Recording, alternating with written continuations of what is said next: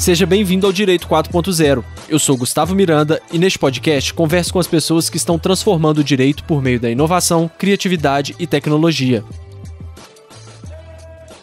Geralmente, quando pensamos em poder judiciário, a ideia que nos vem à mente é de um sistema retrógrado e pouco inovador. Mas a realidade pode ser bem diferente. Hoje já existem inúmeras iniciativas focadas na experiência dos jurisdicionados, advogados e servidores, que estão mudando completamente o judiciário da forma como nós o conhecemos. Um dos grandes agentes dessa verdadeira revolução é o Marco Bruno Miranda. Neste episódio, nós vamos conversar sobre como ele está conseguindo inovar constantemente no Poder Judiciário de forma simples e eficaz. Ele é juiz federal e professor da UFRN, já foi diretor do Foro da Justiça Federal do Rio Grande do Norte, integrou o Tribunal Regional Eleitoral do Rio Grande do Norte e foi também diretor da Escola Judicial Eleitoral.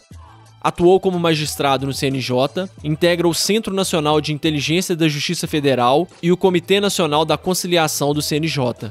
Coordena o Observatório de Direito Internacional do Rio Grande do Norte e a consultoria jurídica a empresas júniores.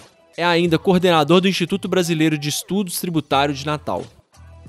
Para você não perder nenhum dos nossos próximos episódios, siga o Direito 4.0 no seu player favorito. Siga o nosso Instagram, que é @direito4.0podcast. E também estamos no LinkedIn. É só procurar Direito 4.0 Podcast. Beleza? Vamos nessa? Marco, seja bem-vindo ao Direito 4.0. A gente estava até conversando aqui antes de iniciar a gravação e quando você disponibilizou aí nas redes sociais o mandado de citação e intimação de penhora que a Sexta Vara fez, automaticamente, até então eu não conhecia o seu trabalho, mas eu recebi tantas mensagens de pessoas pedindo para entrevistar você, para conversar com você no podcast, que aí automaticamente eu falei, não, eu tenho que descobrir quem que é esse juiz que tá fazendo tanta coisa diferente assim, e comecei a pesquisar e já te disse, já virei seu fã por todas as suas iniciativas e tudo que você tá fazendo aí pela Justiça Federal no Rio Grande do Norte, e querendo ou não, no Brasil inteiro, né? O seu exemplo tá sendo seguido aí por muitas outras pessoas. E são tantas iniciativas que é até difícil a gente começar, né? De selecionar uma pra gente começar. Então vamos começar falando assim, como que foi o seu primeiro contato com inovação e criatividade, Marco? Bom, inicialmente eu quero dizer que a generosidade sua, né? A gente apenas está tentando aqui, né, fazer o melhor, servindo aqui ao jurisdicionado do Rio Grande do Norte. Eu, na verdade, sempre gostei de trabalhar com gestão no Poder Judiciário. Eu ingressei na Justiça Federal ainda muito novo, eu tinha 25 anos, naquela época a Constituição não exigia 2 anos de atividade jurídica, então eu me formei, apareceu o concurso, prestei o concurso. Em 2003, eu ingressei aqui na Justiça Federal da 5ª Região, ingressei inicialmente em Recife, depois vim para Natal, tive o ensejo também de passar um tempo em Sergipe, e depois de volta a Recife para poder chegar a Natal de novo. A gente, de certo modo, circula um pouco no Poder Judiciário.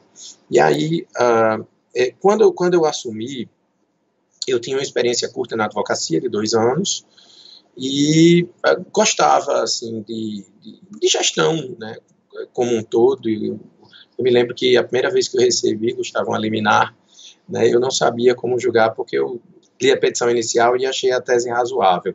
Quando eu fui pensar a respeito, eu percebi que a tese contrária também era razoável, o pensamento de advogado. Né? Então, eu demorei, inclusive, a compreender que a partir daquele momento eu tinha a prerrogativa de, né, decidir segundo minhas próprias convicções, era um olhar completamente diferente. E esse olhar da advocacia talvez me trouxe esse foco na gestão, esse foco em resultados, né? Embora por pouco tempo era algo que eu sempre, algo que eu sempre gostei. E aí, naquela época, isso não era assim, algo tão admirado, tão reconhecido no juiz, né? Eu me lembro que em alguns momentos, né, eu me lembro de receber elogio, mas o elogio era um tanto contido porque eu era um juiz gestor. Se eu era um juiz gestor, significava que eu não era um juiz erudito, né? Então, eu disse, Marco Bruno é um excelente juiz, mas é um juiz gestor, né? Eu acho que talvez hoje eu sou professor da Universidade Federal do Rio Grande do Norte, tenho uma trajetória acadêmica, e acho que fui até, de certo modo, influenciado por isso, porque como eu ganhei essa pecha de juiz gestor, acho que eu me esforcei, né, para apresentar também uma dimensão acadêmica. Então eu tenho, enfim, tenho uma trajetória razoável em pós-graduação, no ensino, na pesquisa, enfim. E aí, como eu gostava, né, dessa coisa da gestão do Poder Judiciário, em 2004, nosso tribunal instalou o processo eletrônico, né, e a segunda vara a receber o processo eletrônico na Quinta Região foi justamente aquela em que eu atuava, e a partir daquele momento, em 2005, foram iniciadas algumas reuniões para se tratar de uma tentativa de unificação do processo eletrônico. Aqui na Quinta Região, nós tínhamos um sistema, e ainda o temos em relação ao juizado, chamado de CRETA. E eu comecei a atuar muito diretamente no CRETA. O CRETA terminou ganhando o prêmio Novari. Eu era uma espécie de, digamos assim, consultor informal da coordenadoria dos juizados em relação ao sistema CRETA. E eu comecei a frequentar as reuniões nacionais acerca de processo eletrônico, o que era a fina flor da inovação, e em particular da inovação tecnológica no judiciário naquela época. Né? E aí, eu me lembro que a primeira reunião que apareceu, né, me ligaram de Recife, eu estava atuando em Natal nessa época, e disseram, Dr. Marco Bruno, eu tinha acho que 26 anos, né, Dr. Marco Bruno, tem uma reunião em São Paulo acerca do processo eletrônico, ninguém quer ir. Né? O senhor não quer ir, não? Eu disse, bom, então, já que ninguém quer ir, eu posso ir para essa reunião, e terminei me envolvendo com tecnologia a partir de então. Né? Tanto que mais adiante, alguns anos depois, eu comecei a participar de comissões relativas, e aí de forma mais robusta, relativamente ao processo eletrônico, e foi uma participação minha e de um servidor do tribunal, né, que estava comigo numa determinada reunião no CNJ, isso em 2009, que trouxe para o nosso tribunal o desenvolvimento daquele que é o sistema de processo eletrônico que compreende 70% dos processos eletrônicos brasileiros, o PJE. Né? Então, foi, na verdade, uma atuação nossa, né, institucional, que trouxe esse desenvolvimento para cá. Eu participei do desenvolvimento inicial do PJE, da comissão que cuidava do tema, né, e vinha nesse movimento da tecnologia. Naquela época não se falava em inovação, até que deixei por um certo período isso, porque eu tive uma atuação associativa breve, eu fui presidente aqui da nossa associação regional e vice-presidente da AJUF, né, e posteriormente atuei na justiça, paralelamente, de certo modo, atuei na justiça eleitoral por 2 vezes aqui no TRE do meu estado. Em 2015 mais propriamente, né, eu fui chamado aqui a assumir a gestão da Justiça Federal do Rio Grande do Norte. Né, e aí eu que gostava de gestão, assim, a minha visão de gestão era a gestão de uma vara, né, eu tive a oportunidade de entrar mais intensamente em contato com a gestão do Poder Judiciário propriamente dito. E aí, nesse contexto, foi que surgiu um movimento também no setor público de inovação no Brasil. Né? Então, eu talvez tenha tido sorte, porque eu era o diretor do foro da instituição quando esse movimento chegou e, efetivamente, eu procurei me apropriar dele, né? E eu tive também a sorte, porque nós temos na AJUF, né, a nossa associação, de que eu fui vice-presidente, nós temos uma iniciativa que é muito interessante a esse respeito, que é o Fórum Nacional de Administração e Gestão Estratégica da Justiça Federal, de cuja comissão eu faço parte desde o início, se iniciou também em 2005. Em 2017, a gente abraçou em definitiva a temática da inovação, né, o evento se deu em São Paulo e foi no contexto desse evento que a Justiça Federal entrou em contato com o Laboratório de Inovação da Justiça Federal de São Paulo, que foi o primeiro do país, né, e quando eu estive em visita naquele ensejo ao laboratório, eu olhei para minha colega, Luciana Ortiz, lá da Justiça Federal de São Paulo, né, eu disse a ela, minha querida, daqui a 2 meses a Justiça Federal do Rio Grande do Norte tem um laboratório de inovação como esse. Eu sou doido, você sabe, eu vou dar um jeito de instalar esse laboratório e, de fato, 2 meses depois, contados no calendário, a gente fez de tudo aqui, conseguiu, até com doação de mobília, né, patrocínio do Sistema Indústria do Rio Grande do Norte, e a gente instalou aqui o laboratório de inovação. Né, e instalando esse laboratório, claro que a seção judiciária, e eu inclusive, né, terminamos nos envolvendo com o movimento e com as metodologias, né, que são empregadas hoje para se inovar, né, na área jurídica e mais propriamente na área judiciária, que é a nossa. Né. Em 2019 eu deixei a direção do foro, né, depois de 4 anos, e aí tive a oportunidade de voltar à vara, né, que de certo modo, quando a gente fica na gestão, só para você entender, Gustavo, na Justiça Federal, o diretor do foro é uma função que tem uma importância diferente da mesma função dos outros ramos da justiça, porque como a Justiça Federal não tem tribunal em todos os estados, a gente tem a gestão plena da primeira instância. Então, nossa função é equivalente à do presidente de um tribunal. Para você ter uma ideia, por exemplo, o orçamento que eu tinha aqui, né, para gerir a sessão judiciária era superior ao orçamento do presidente do TRE daqui do estado. Né? Então, a gente tem condições, efetivamente, de implementar coisas interessantes. Então, como é uma gestão um pouco mais complexa, a gente meio que, sabe, não tem condições de se dedicar à gestão da vara propriamente dita, né, como a gente pode fazer quando está em atuação plena na jurisdição, né? Então, quando eu deixei a direção do foro, aí eu tive condições efetivamente de me dedicar à vara, e aí foi quando, né, a partir dessa experiência que eu adquiri na direção do foro, que começaram a surgir alguns produtos jurídicos que terminam sendo mais facilmente assimiláveis pela comunidade jurídica, como esse mandado, por exemplo, a que você se referiu. Vamos então começar por esse mandado de citação e penhoras. É até difícil a gente falar num podcast, né, só de áudio, tentar explicar o que é. Se tiver até algum local que as pessoas possam acessar aí, acho que no seu LinkedIn tem o link para esse mandado. O que consistia esse mandado, o que tinha de diferente nele que causou todo esse alvoroço, tanto junto a advogados, quanto cidadãos e outros juízes? Como que ele foi pensado e qual que foi essa diferença nele para um mandado de citação e intimação de penhora tradicional?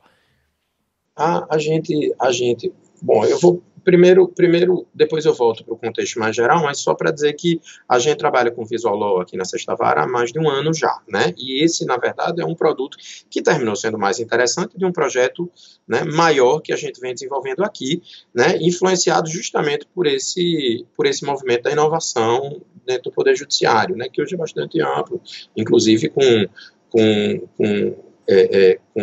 raízes no Conselho Nacional de Justiça, agora com o ministro Luiz Fux, também no Supremo Tribunal Federal, né? Mas o fato é que, entre outros produtos que nós temos de Visual Law aqui na Vara, a gente decidiu confeccionar esse mandado, né? E esse mandado foi confeccionado a partir da premissa de que a gente teria condições de, a despeito de um mandado conter uma medida restritiva de direitos fundamentais, a gente teria condições de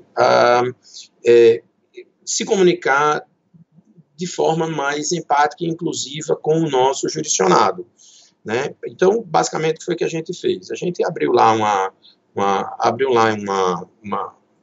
nesse caso, a gente não fez propriamente uma oficina propriamente dita, mas a gente abriu lá um grande mapeamento desse ato processual, no caso de se citar e intimar o jurisdicionado da penhora, né, com o uso de legal design. Então, a gente fez um grande brainstorm com os oficiais de justiça e com os servidores. Com os oficiais de justiça, a gente fez um mapeamento de quais eram as dúvidas mais recorrentes quando os jurisdicionados recebiam esses mandados, né, e a partir desse levantamento, a gente também fez um mapeamento do mandado anterior para perceber onde é que o nosso discurso, de certo modo, era ininteligível, difícil de ser compreendido pelo usuário, né?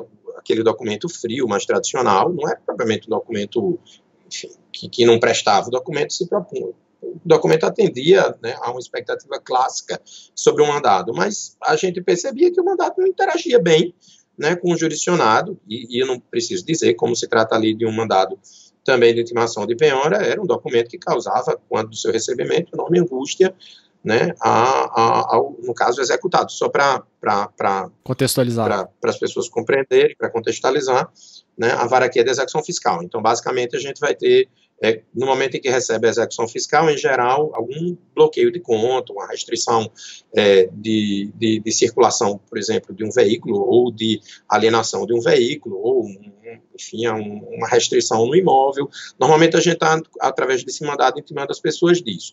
Então, chega lá o oficial de justiça, né, e durante a pandemia, inclusive, quando esse mandado começou a ser desenvolvido, a gente desenvolveu aqui também uma sistemática de teleintimação, telecitação, telepenhora e teleavaliação, ou seja, não bastasse o fato de ser uma medida extremamente gravosa, ela também não estava sendo feita naquela altura de forma presencial, né, em praticamente todos os casos. Gente, na exceção da exceção, a gente estava cumprindo a medida presencialmente. Então, o nosso objetivo ali era reduzir o impacto do peso daquela medida. Então, e das dúvidas que naturalmente vão surgir quando alguém que não tem conhecimento jurídico recebe um documento daquele.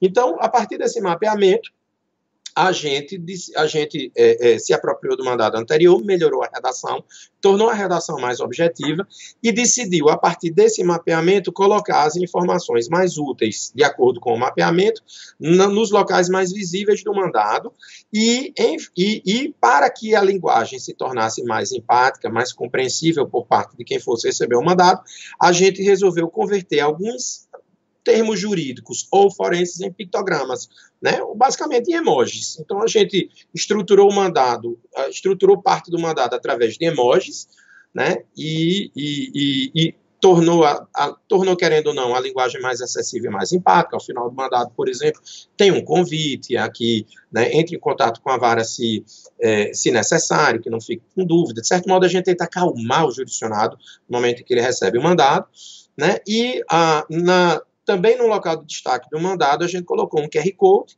né, que dá acesso a um vídeo de 4 minutos e 20 segundos, em que eu, a partir do mapeamento que fiz com os oficiais de justiça e com os servidores, explico efetivamente o que está acontecendo numa linguagem mais acessível.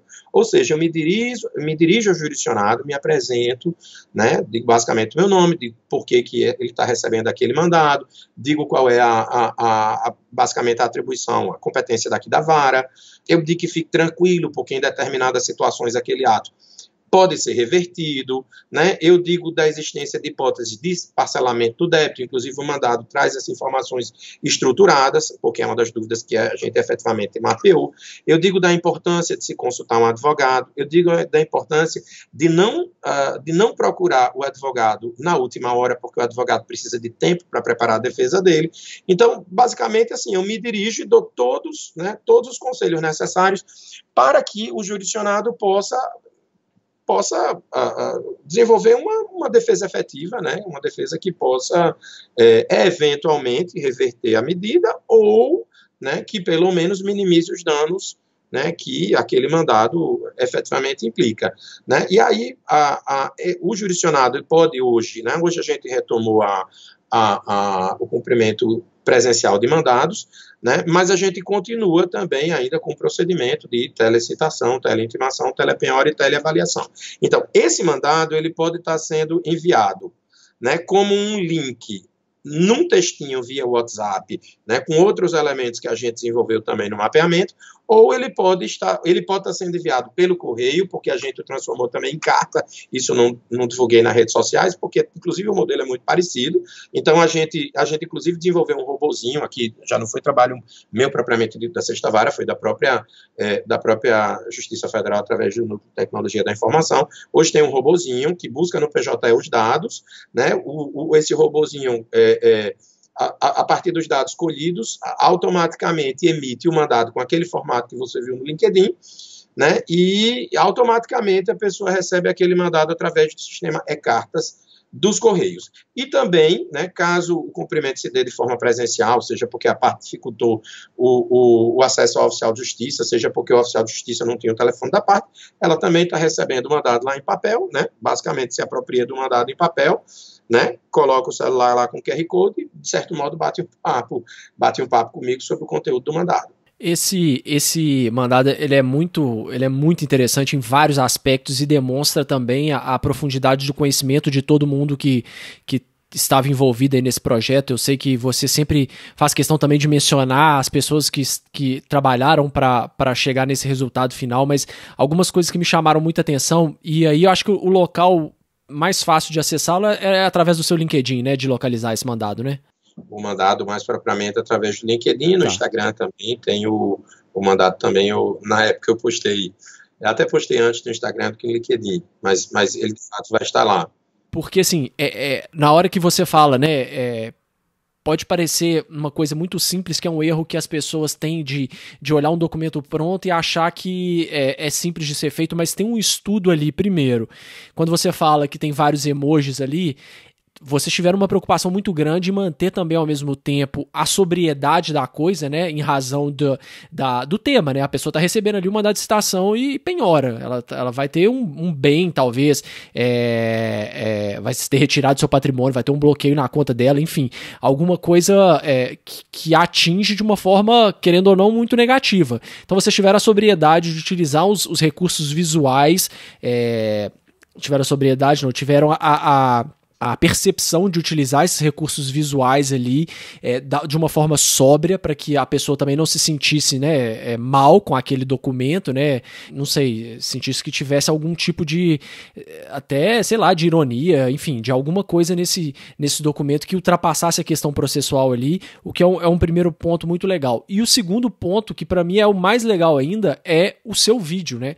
Eu nunca tinha visto, é a primeira vez que eu vejo uma pessoa ela vai receber um mandado de citação e ela vai estar conversando, e eu vi o vídeo, ela vai estar ali, o juiz da causa vai estar explicando o que ela tem que fazer, quais são os próximos passos, numa linguagem muito tranquila para todo mundo conseguir entender. Então, assim, é um documento que realmente tem que bater palma, é uma iniciativa que eu nunca tinha visto assim no Poder Judiciário e relativamente simples, né? Muitas vezes as pessoas confundem muito inovação com tecnologia, com custo, e aí, se você até quiser falar sobre isso, imagino eu que não tenha sido uma coisa que tenha custado muito para o Poder Judiciário, né? Para o resultado que ele consegue obter. Eu, inclusive, Gustavo, isso pode ser questionável, eu já vi, inclusive, já tive um insight de debater com algumas outras pessoas dizendo que essa afirmação que eu vou fazer deve ser vista com reservas, mas eu não acredito em inovação verdadeira com muito dinheiro. Eu acho que inovação cresce. Maravilha. Né? O dinheiro deve vir depois, mas enfim.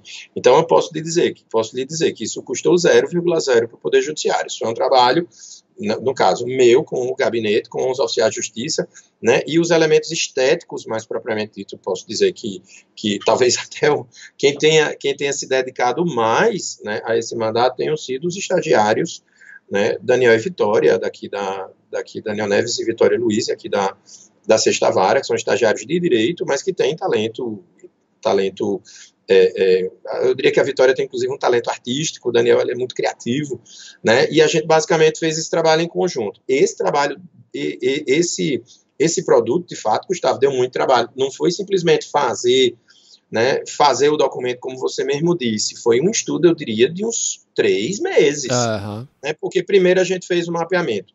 Né? Primeiro a gente fez um mapeamento para compreender como é que aquele documento deveria se comportar, porque se fosse para simplesmente dar uma ou outra sugestão em relação ao mandato anteriormente existente, é bom lembrar que esse documento já existia, era um outro mandato que seguia a lógica de um mandato tradicional, né? A gente ia ter um impacto muito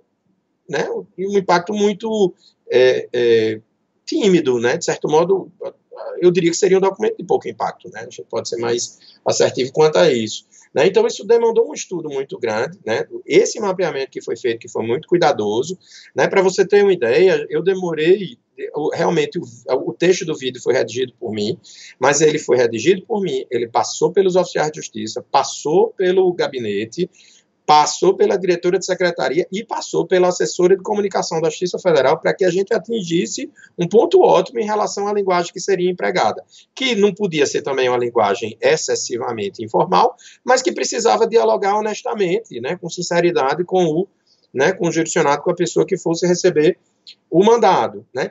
E em relação aos elementos visuais, por exemplo, você tem toda a razão. Ali a gente demorou talvez umas 3 semanas só na definição dos elementos visuais, inclusive porque, como eu lhe disse, como nós trabalhamos com Visualog aqui na Vara há mais de um ano, nós tínhamos alguns outros documentos e a grande maioria dos documentos anteriores tinham cores. É verdade que a gente prestigia cores mais sóbrias, né? Normalmente a gente gosta de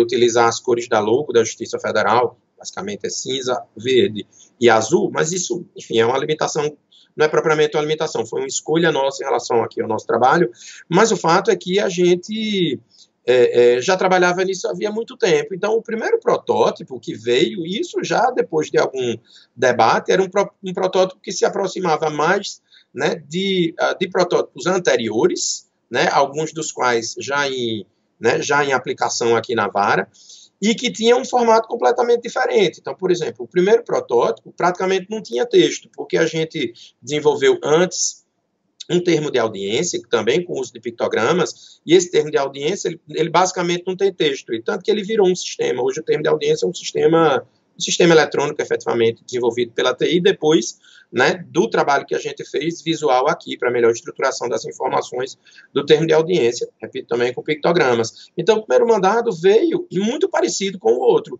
né, e aí você olhava o mandado já estava difícil de compreensão, porque o mandado precisava de pontuar algumas informações específicas, sem as quais o jurisdicionado ficaria perdido no momento em que recebesse o documento. O outro aspecto é que, quando o documento foi estruturado com cores, aquilo ali, né, mexeu um pouco comigo, porque, como de fato você disse, aquilo ali me pareceu desrespeitoso. Por quê?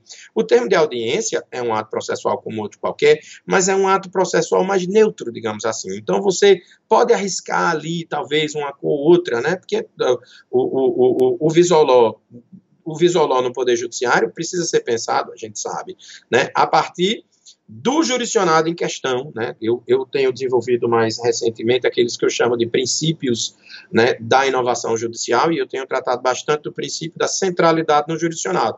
Enfoque o jurisdicionado e, a partir dele, desenvolva o seu trabalho, né? Então, especificamente aqui na vara, a gente entendia que, por exemplo, em relação ao termo de audiência, não tinha problema de você usar ali uma ou outra cor, considerando o perfil do jurisdicionado aqui, mas a gente acha que, como aqui se trata de uma vara de execução fiscal, as cores precisavam ser mais sóbrias.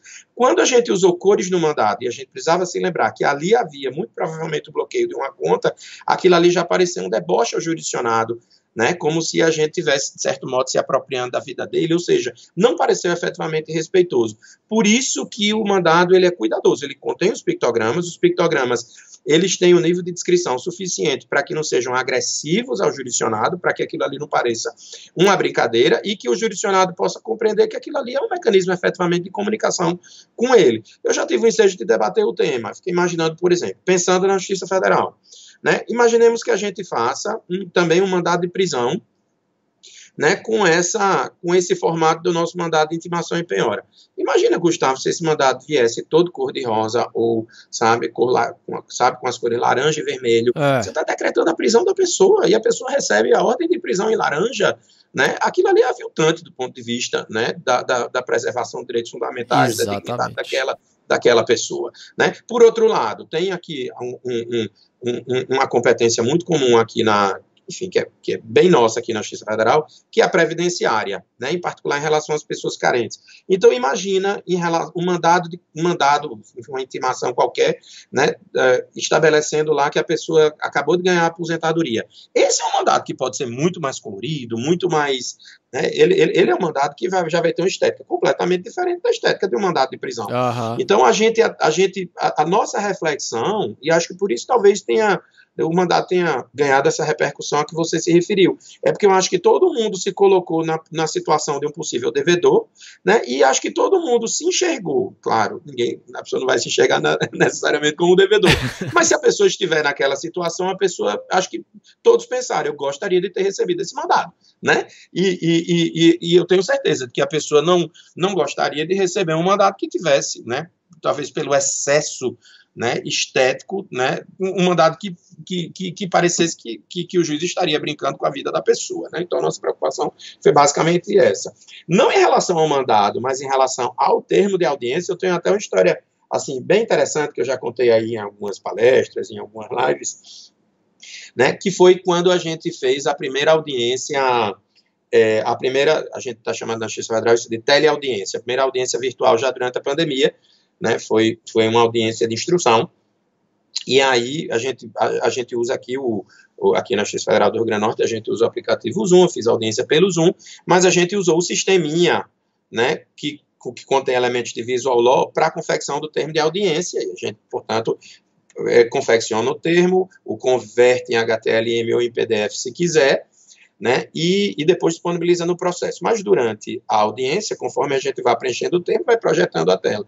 E a minha esposa é do Ministério Público, promotora de Justiça, né, depois pediu para ver, ela não tinha feito ainda também a audiência virtual, ela pediu para ver um pouco, enfim, para assistir a audiência, porque eu gravei a audiência para depois colocar, né, o link respectivo no processo, né, e chegou o momento em que, né, o assistente de audiência, que a gente está chamando agora de oficial, na audiência virtual a gente está chamando o assistente de audiência de oficial de compliance do áudio e do vídeo, porque ele é uma espécie de garante da ampla defesa no momento em que ele, né, vela pela qualidade do áudio e pela qualidade do vídeo, sem os quais, né, a parte não tem condições efetivamente de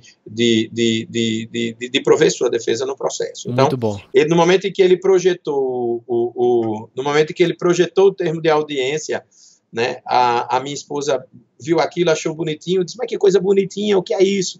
E aí a minha filha Bebel, de 7 anos, estava na aula online, e estava vindo tirar uma dúvida, né? No momento que ela estava chegando, foi quando a mãe foi fazer esse comentário. Que negócio bonitinho, o que é isso? Ela disse, são pictogramas, mamãe, você não sabe o que são pictogramas. E aí a mãe olhou para ela, Bebel, e você sabe? Eu disse, Daniela, é um pictograma. Aí ela disse, Bebel, e você sabe que é um pictograma como? Ela disse, eu aprendi isso na aula de robótica, mamãe. Então veja que coisa interessante, né? O poder disso. O poder, né? exatamente. Acho que o poder disso, você veja que uma criança compreendeu, claro, e aí você há de convir que com aqueles pictogramas ela não deve ter compreendido tudo, né? Mas alguma percepção semântica em relação àquilo, ela compreendeu de um termo de audiência, e a mãe, que é promotora de justiça, teve dificuldade de compreender. Então, veja a profundidade da democratização que isso pode propiciar em relação à nossa atividade, né?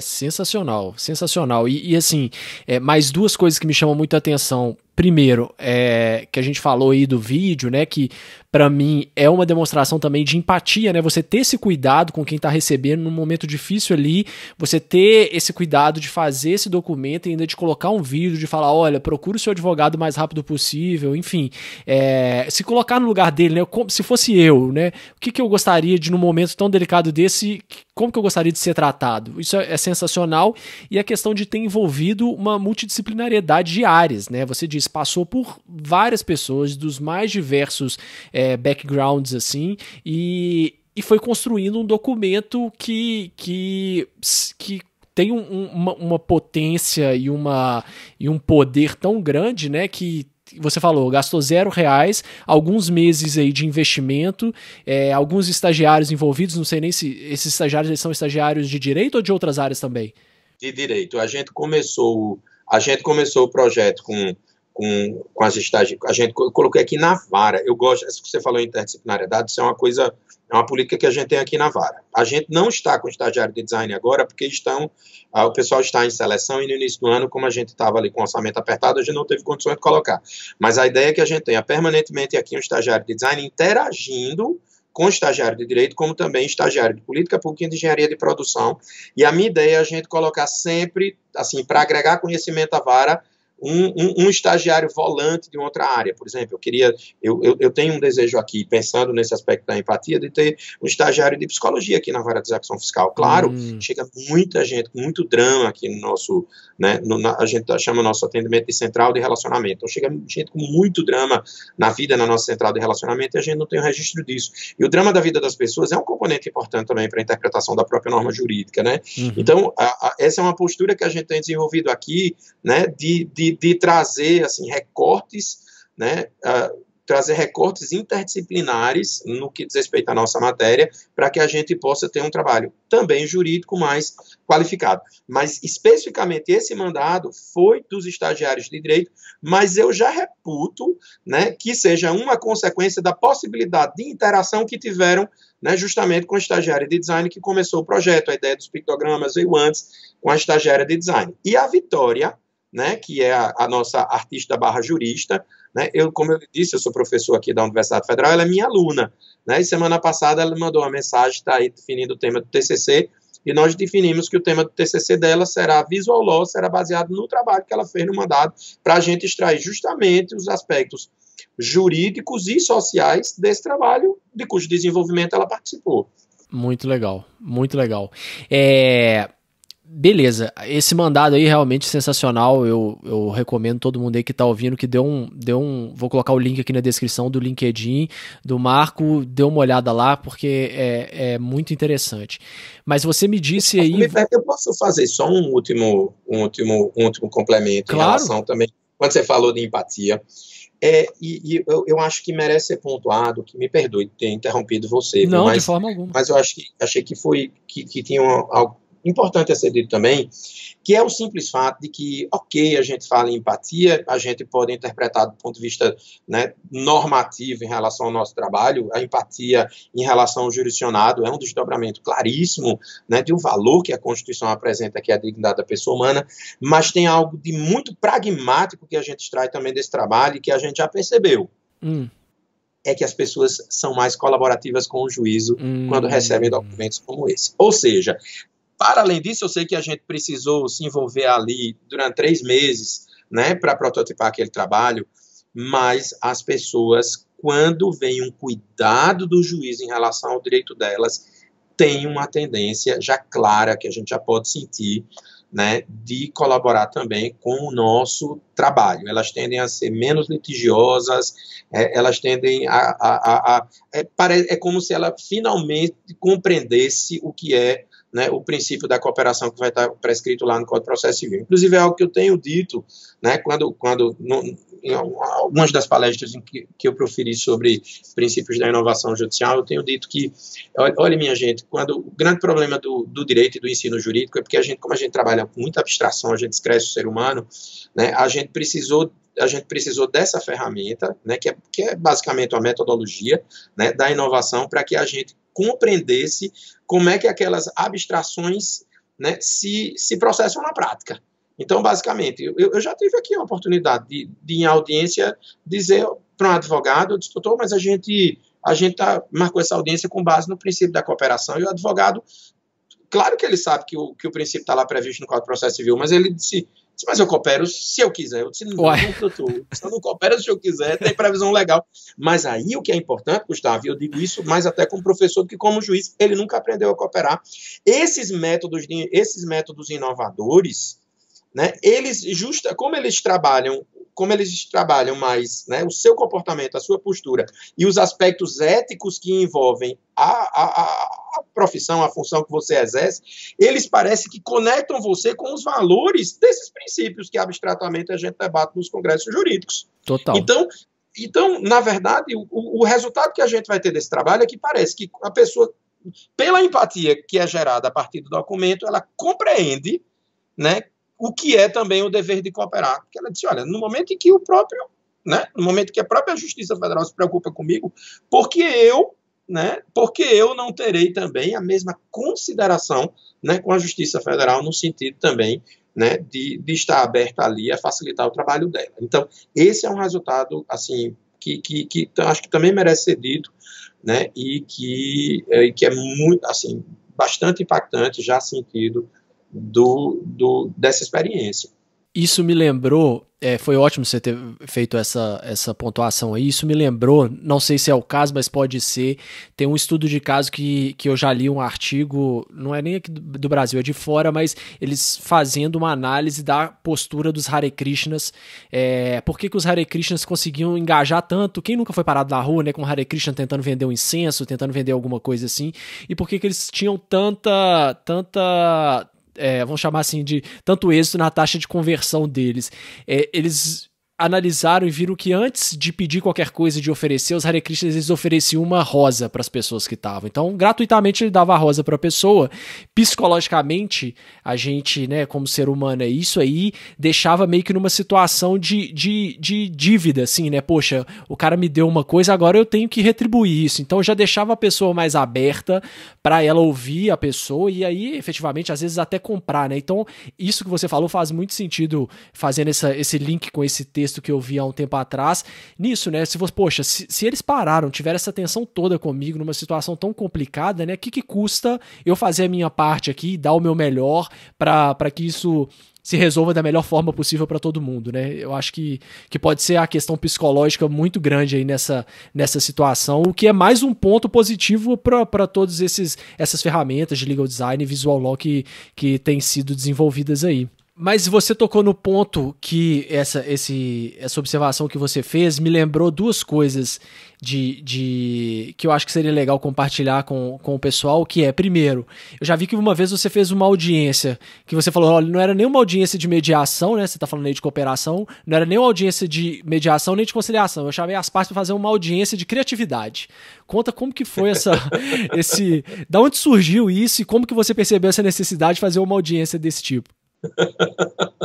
É verdade, você descobriu isso como? Eu fiz meu dever de casa aqui. Parece ser feio mesmo. Não sabe o que é, porque às vezes a gente tem alguns processos muito, muito complexos que a gente converte, mesmo sendo as ações fiscais, a gente converte em demandas estruturais, né? E as demandas estruturais têm um leque mais aberto para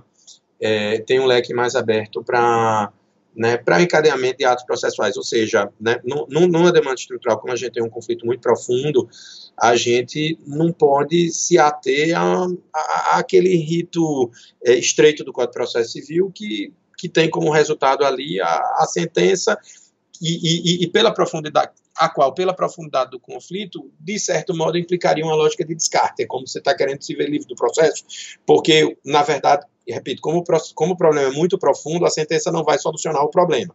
Vou citar aqui um exemplo assim, simplório da coisa, mas imaginemos, por exemplo, que você receba uma demanda de saúde, não é o meu caso aqui, porque eu não tenho esse tipo de demanda, mas você recebe uma demanda de saúde, a demanda lá está acusando o desabastecimento do sistema público de saúde em relação a determinado medicamento, né? Como é que você aplica a lógica do descarte? Você julga o processo, concede o medicamento e sequestra, de repente, um valor aí da conta única do Estado, do município, e resolve o seu problema. Ou seja, né, resolve o seu problema imediato, né, que é o seu processo. Você resolve o processo, mas não resolve o problema, porque você tutela ali o desejo imediato, a pretensão imediata da parte, né, mas outros processos virão e, de certo modo, o litígio vai se alimentar, porque enquanto a política pública não for, né, corrigida, todas as pessoas naquela mesma situação vão entrar com as mesmas demandas.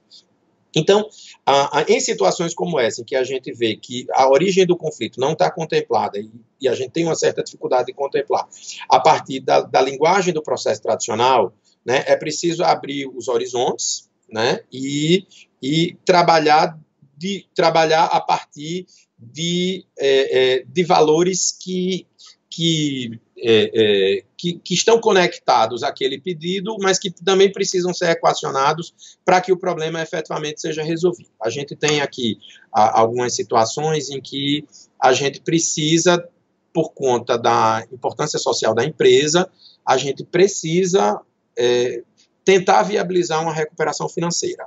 Então, eu cito como exemplo, já aconteceu em algumas situações, hospitais, por exemplo. Aqui em Natal, a gente tem um serviço de saúde que não é bom, né? E eu diria que, inclusive, o serviço privado, até deu uma melhorada, mas o serviço privado de saúde aqui em Natal, né, enfrenta uma certa dificuldade por uma questão de insuficiência de leitos, etc, etc, etc. Para resumir a história, Natal não pode se dar o luxo de fechar um hospital. Né? Se eu for seguir a lógica estreita do processo, o que é que eu preciso fazer? Eu preciso, né, já que se trata de uma execução fiscal, eu preciso cobrar aquela dívida. Né? Basicamente, cobrar aquela dívida. Uhum. E cobrar aquela dívida pode significar fechar o hospital. Imaginemos eu levo esse hospital para leilão, né? Ninguém compra o hospital, eu levo o prédio para leilão e aquele hospital se transforma, talvez, no estacionamento.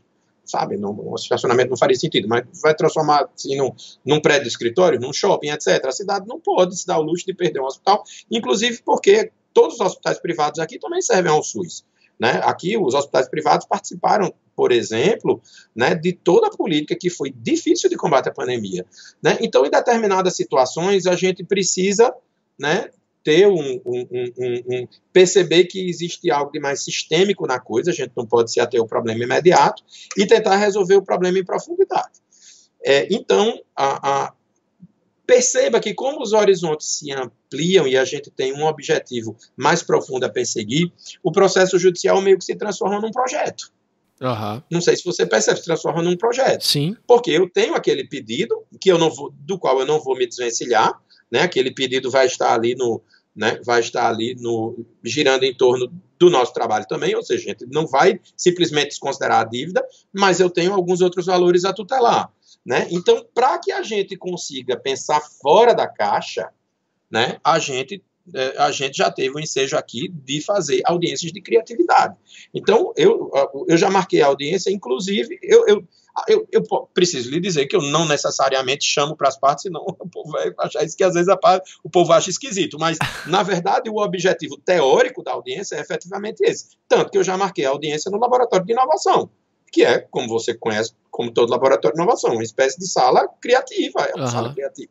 Eu marquei a audiência lá. Por quê?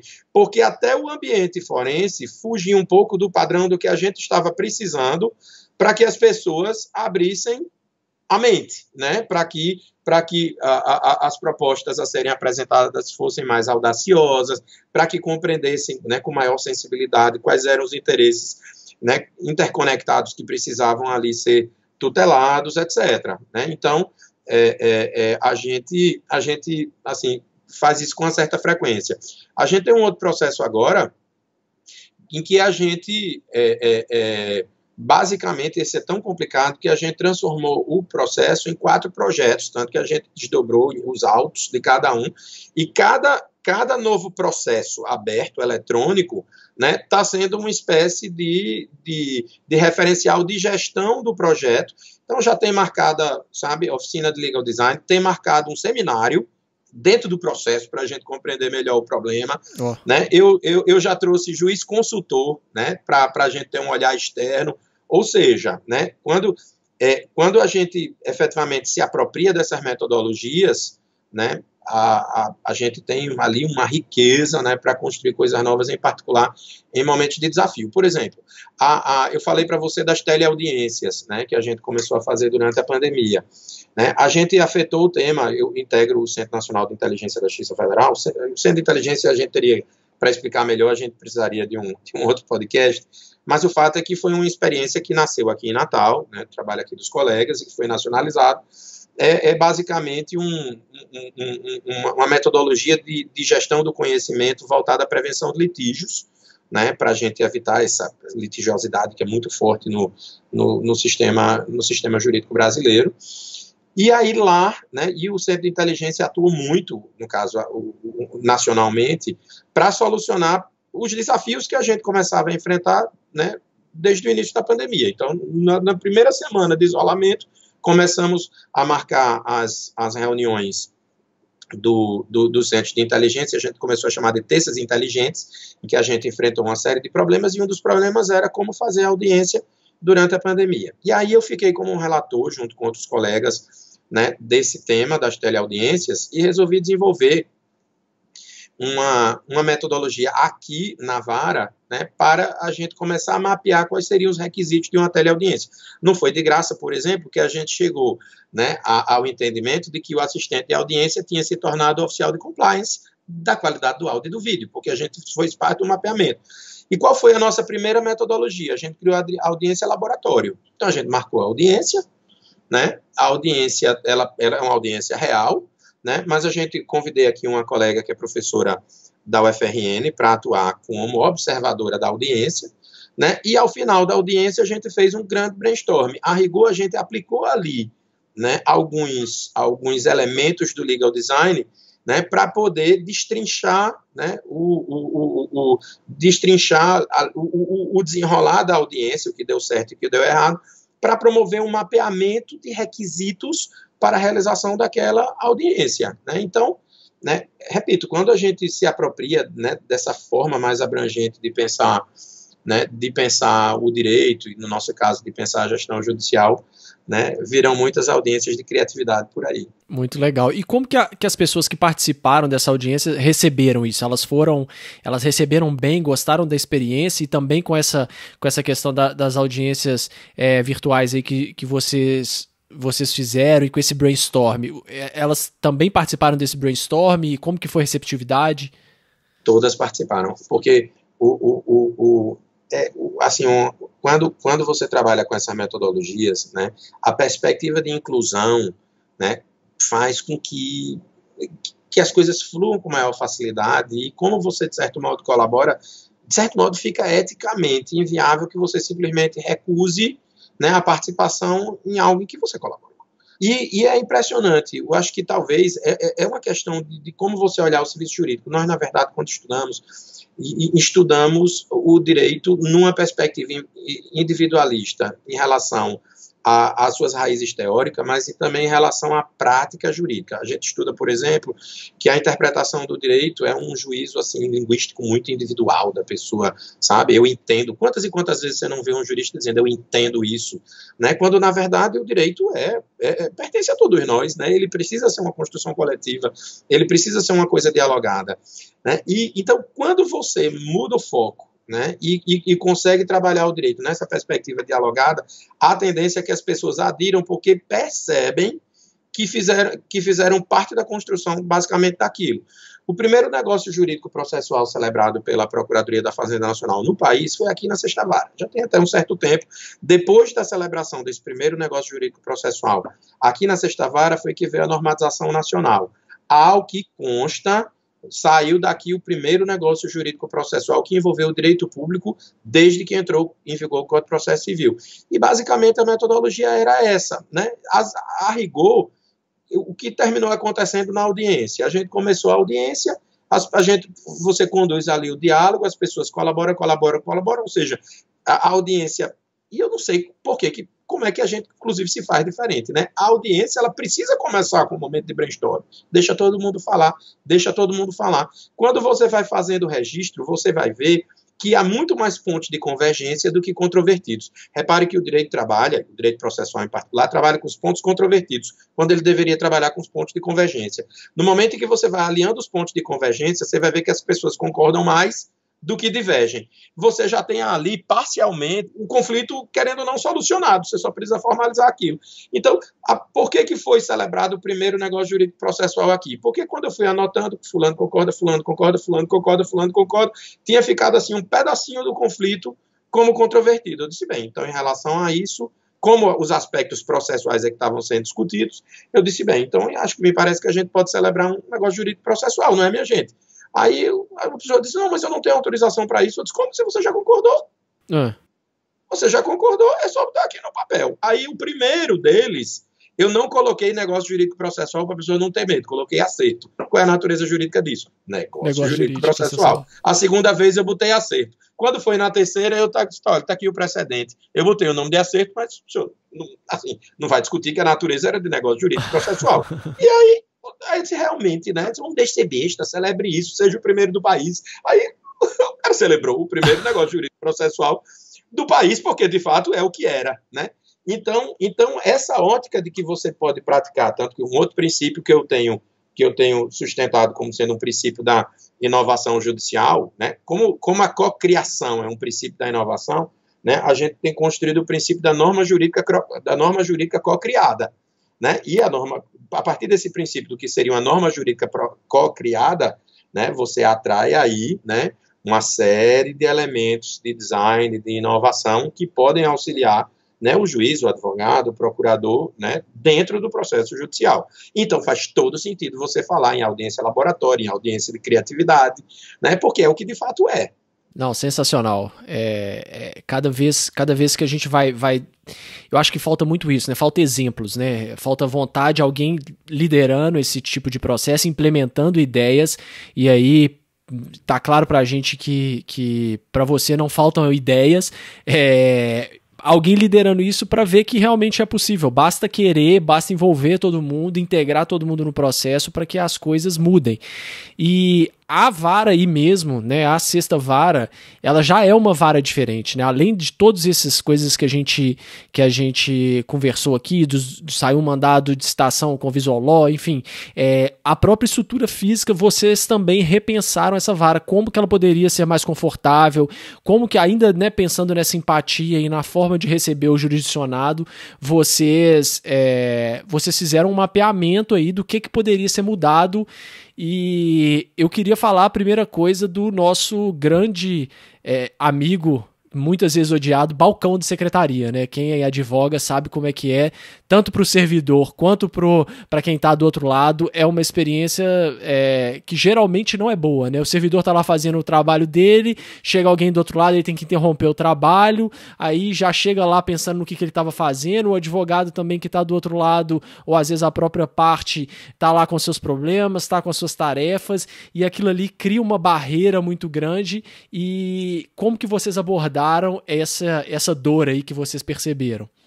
Pois é, na verdade confesso, com taquicardia com o balcão. Nossa. E não é, eu acho assim uma coisa horrível, né? E é uma coisa que não é só de secretaria, sabe? É de hospital, eu tenho um horror a balcão. Eu acho que a pessoa que idealizou aquilo, né? Assim, é porque, claro, que foi uma coisa idealizada há muito tempo, né? Mas é um negócio assim, tão desconectado Totalmente. do mundo de hoje, né? Tão desconectado do mundo de hoje.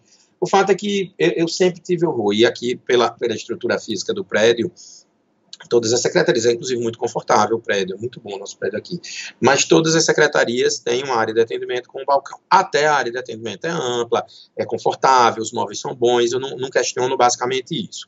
Mas aquilo ali me parecia, assim, não me parecia nada empático, pelo contrário, ali parecia, a pessoa que ali chegava, de certo modo, é como se a pessoa estivesse forçada a sentir sentir o peso do poder do Estado, sabe? Ela se sente diminuída no momento em que entrasse ali e não acolhida. Então, isso sempre me incomodou. Antes mesmo do balcão, a gente tomou algumas providências. Primeiro, né, colocar, por exemplo, o advogado que atua aqui na vara não precisa ir à sala do OAB, porque tudo que tem na sala do OAB, já que o espaço é amplo, a gente disponibilizou. Então, tem um computador, tem um scanner para que ele possa, né, fazer uma petiçãozinha rápida, tem uma mesa com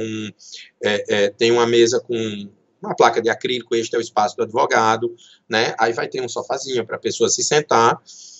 Mas tinha umas coisas que eu reputo horríveis, né? Então, você chegava, né, nesse ambiente que era muito bem decorado, repito, não questiono isso, mas tinha uma sinetinha, fazia pim-pim, né? Aí vinha a pessoa, você esperava, a pessoa abria, porque não era só o balcão, tinha um balcão e tinha um vidro, né? E a pessoa subia assim, uma placa de vidro, pá, boa tarde. Então, por mais simpático que a pessoa dissesse boa tarde, só o barulho daquele vídeo subindo para uma pessoa que tinha recebido um mandado daquele com sua conta bloqueada, a pessoa já está tensa, né? Uhum. E assim acontecem aqui os maiores dramas, né? A gente não sabe quando bloqueia a conta da pessoa, no momento que a pessoa está doente, no momento, tudo no mundo.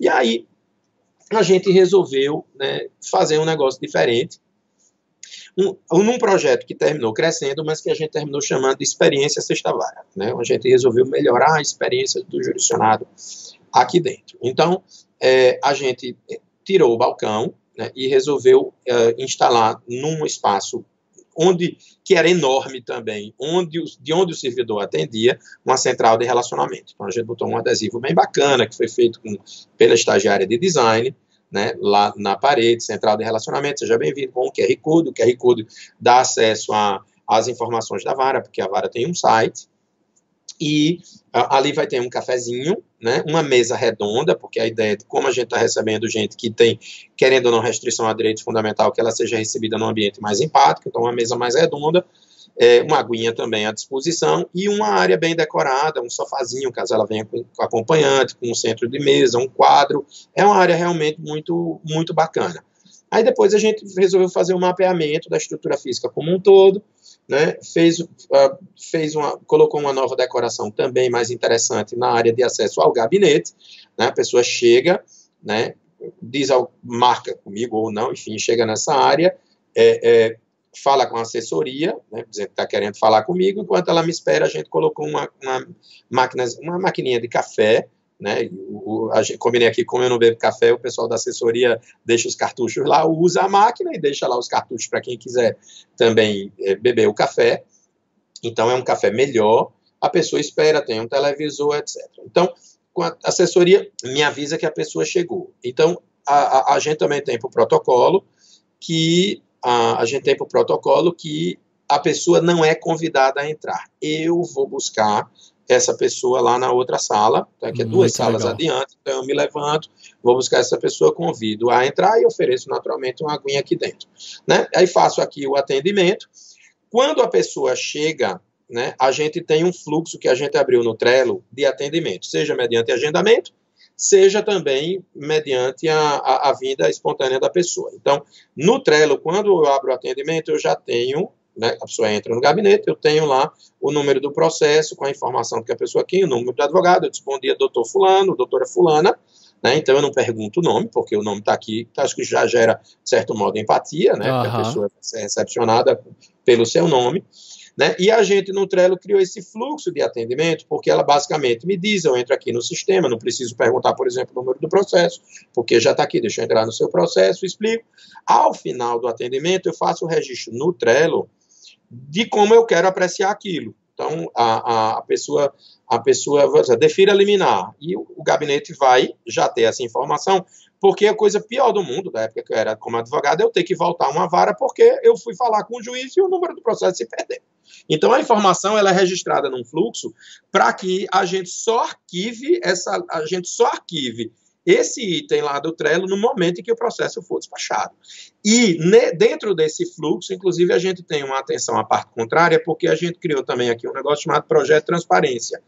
Todo advogado que vem conversar comigo, todas as vezes que um advogado ou um procurador vem conversar comigo, a gente faz o registro nos autos e intima a parte contrária, né, com a informação de que o juiz despachou com a parte contrária a fim de preservar o contraditório. Olha só. Né? Então, para ser mais transparente, mais democrático. Né? Então, na verdade, a gente só se livra desse item no Trello quando a gente toma a providência para que o processo da pessoa não seja esquecido e também quando a gente coloca essa informação nos autos e a informação também vai, né, esse dado também vai para o informativo da vara que a gente divulga todos os meses, também conforme a transparência. O juiz, nesse mês, atendeu tal advogado, tal procurador, tal advogado, tal procurador. Né? Então, assim a gente faz o advogado. Se o atendimento for no gabinete, eu digo lá na assessoria, a gente também teve um certo cuidado. Por quê? Como tem assim, são 4 assessores, dois ou 3 estagiários, conforme a época, 4 ou 5 assessores, 2 ou 3 estagiários.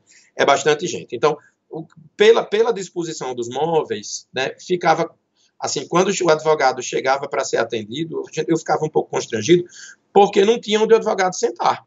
Né? Ele terminava sendo atendido em pé, isso não é forma de atender ninguém. Quem é advogado sabe, isso é o que mais acontece.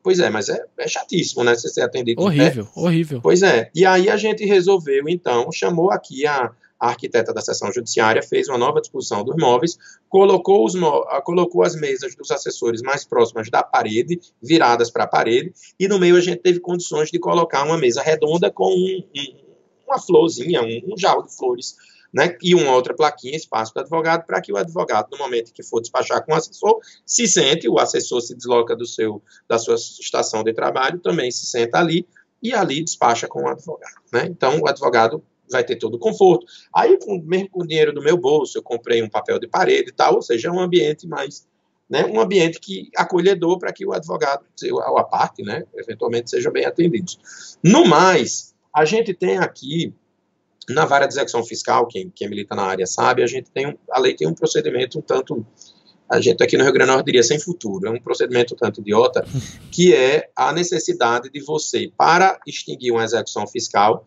primeiro suspender o processo, né, basicamente o malsinado artigo 40 da Lei da Execução Fiscal, você suspende o processo, depois deixa o processo arquivado sem baixa, né, e depois ele tem que passar 5 anos aguardando a prescrição intercorrente, só depois ele vai poder ser extinto.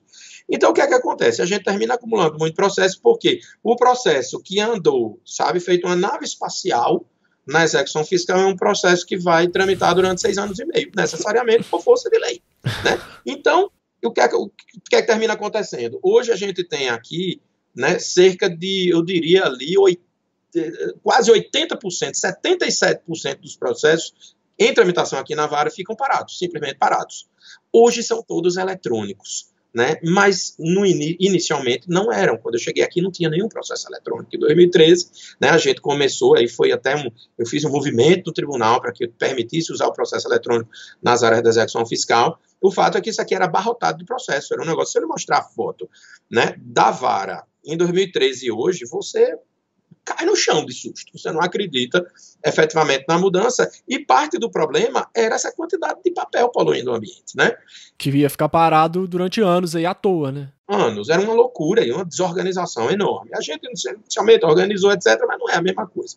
Então, o que é que aconteceu? Quando a gente começou a receber a autorização do tribunal, a gente nunca gastou um centavo com isso também, a gente começou aqui um mutirão para migrar todos esses processos para o processo eletrônico, eram 28 mil processos, né? Desses a gente precisou, por algum motivo, digitalizar mais de 15 mil. Isso foi feito enquanto a gente cumpria todas as nossas metas, a gente também estava migrando e digitalizando o processo. A migração, basicamente, claro, é a informação do processo que vai de um sistema para o outro, mas às vezes a gente precisava digitalizar o físico, porque né? No sistema anterior, que era o TEBAS, a gente tinha a informação processual, mas não tinha o documento digitalizado. Então, no novo, no eletrônico, a gente precisava digitalizar. E a gente concluiu esse trabalho. Eu não preciso dizer que a Secretaria da Vara ficou gigantesca, porque era uma Secretaria da Vara que comportava, eu não vou dizer 28 mil processos, porque tinha uma parte que ficava numa outra sala, mas quando eu cheguei na Vara, tinha 13 mil processos naquele ambiente. Nossa. Hoje não tem nenhum. Então, e mais, a gente, desde que, enfim, que mesmo, eu até diria, antes mesmo da autorização pelo Conselho Nacional de Justiça, a gente já entendia que nós éramos uma vara que tinha condições de atuar eletronicamente. Nós somos uma vara eletrônica por excelência, né? A gente tem um funcionamento físico porque existe uma obrigação legal de alguém estar aqui. Mas, a rigor, né, nós somos uma vara eletrônica há muito tempo. Né? A gente até desenvolveu alguns novos princípios de gestão de processo. Hoje a gente tem alguns dos nossos processos mais complexos, aqueles em que a gente às vezes realiza a audiência de criatividade, em que para além, claro, da documentação dos atos processuais no processo eletrônico, a gente tem dashboards dos processos no Trello, porque a forma de gestão daquelas informações é completamente diferente, porque, como eu lhe disse, o conflito é mais profundo. Então, o que é que aconteceu? Quando a gente digitalizou todos esses processos e criou esses modelos de trabalho diferentes, a secretaria ficou vazia. E a gente, ainda por cima, como eu disse, né, disse que, olha, vamos trabalhar em casa, a gente tem condições de incentivar aqui o trabalho remoto, o teletrabalho. Então, a secretaria, a partir de um determinado momento, fazia eco quando você chegava. Chegava lá, o nome da diretora de secretaria é Aparecida Fernandes. Aí você chegava, desaparecida, e o eco fazia ida, porque tinha para fazer, e o ambiente é pequeno. Então, o que é que a gente resolveu fazer? A gente transformou a antiga secretaria, que é basicamente o cartório, naquilo que a gente chamou de secretaria colaborativa. Então, a gente fez um enorme adesivo, né, na parede, com fotos, né, de pessoas, né, para que o ambiente ficasse mais empático. Na parede oposta, a gente colocou algumas mensagens motivacionais, né, com o mascote da Justiça Federal do Rio Grande do Norte, que é a Justina, né, porque a gente usa basicamente para comunicação interna.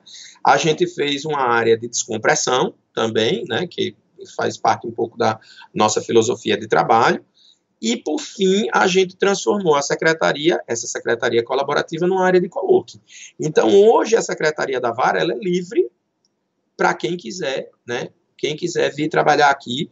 E, assim, ela é decorada basicamente como uma área de coworking de um shopping qualquer ou de uma empresa qualquer. Eu fiquei muito feliz, Gustavo, quando vi agora, esta semana, que o ministro Luiz Fux, assumindo a presidência do STF do CNJ, né, divulgou alguns eixos de sua gestão e uma delas foi a redução dos espaços judiciais. Então, veja que a gente, de certo modo, se antecipou a isso, porque quando a gente concebeu essa área de coworking, né, na verdade, a ideia ali era de otimizar efetivamente o espaço judicial, tendo em vista a capacidade que a gente tem hoje de trabalhar numa perspectiva completamente diferente, né, e a pandemia, de certo modo, acelerou, né, esse novo modelo de trabalho que certamente vai ser implementado a partir de agora.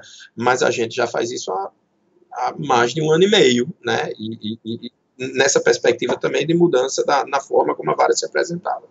E é muito legal você ter falado também da pandemia aí, e porque até agora a gente já está mais acostumado, né, com essa situação toda, mas até pouco tempo atrás, tudo isso que você está dizendo pareceria impossível de ser feito. E a gente viu que com a pandemia a gente foi forçado a fazer muitas dessas coisas que pareciam ser impossíveis e viu que realmente é possível desde que haja um comprometimento aí de todos os envolvidos, né? Então isso é muito legal. Eu acho que você ressaltou bem essa questão do ministro aí, porque se a gente consegue espalhar isso pelo país, a gente vai ter um poder judiciário muito diferente e muito mais efetivo.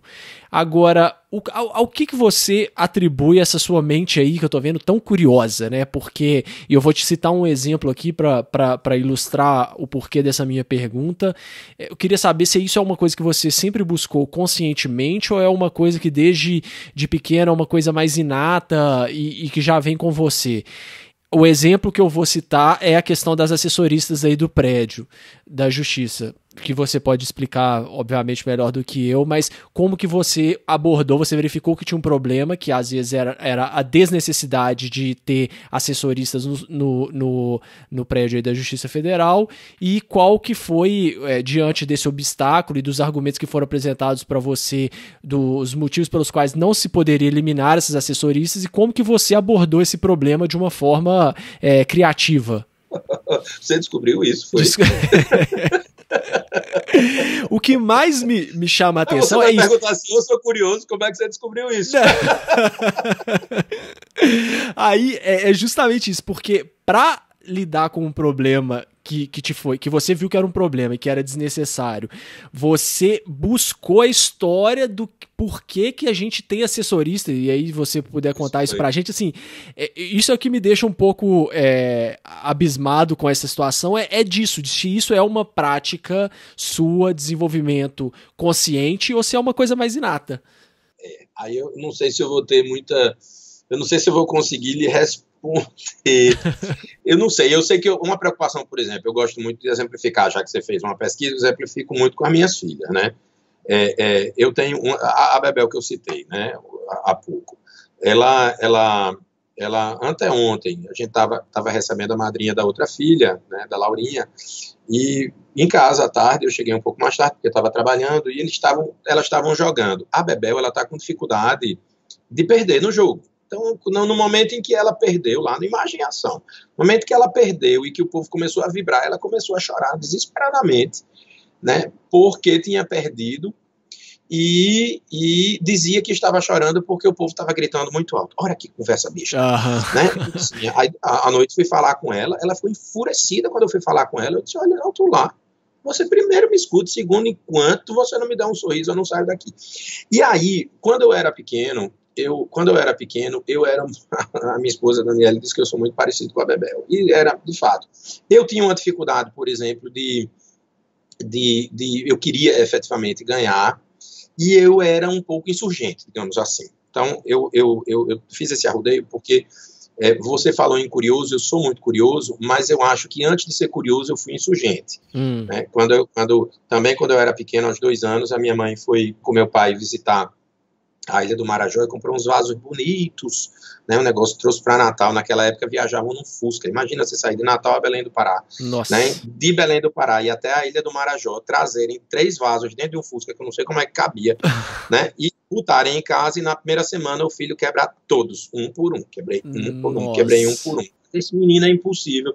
Então eu acho assim que eu sempre tive essa coisa meio talvez um pouco insurgente.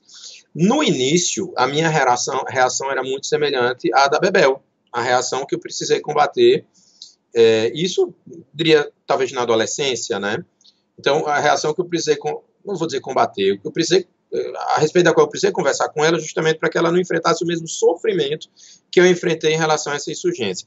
Eu comecei a perceber que eu só tinha condições de me manter insurgente se eu efetivamente me utilizasse de argumentos sólidos em relação à minha própria insurgência. Ou seja, eu não conseguiria, de alguma forma, convencer as pessoas da necessidade de rompimento do status quo se não fosse com base na ideia, se não fosse com base na informação qualificada. Então, a partir disso, eu talvez tenha me tornado curioso. É verdade que esse instinto pesquisador, efetivamente, eu já tinha. Minha mãe me conta que, aos 6 anos, me deu era uma espécie de era um negócio esquisito, não lembro nem como era. Era um negócio com formato redondo, por meio do qual eu consultava todos os países do mundo com todas as informações geográficas e econômicas. Então, a capital, não sei o quê, a área do país, a moeda do país, etc.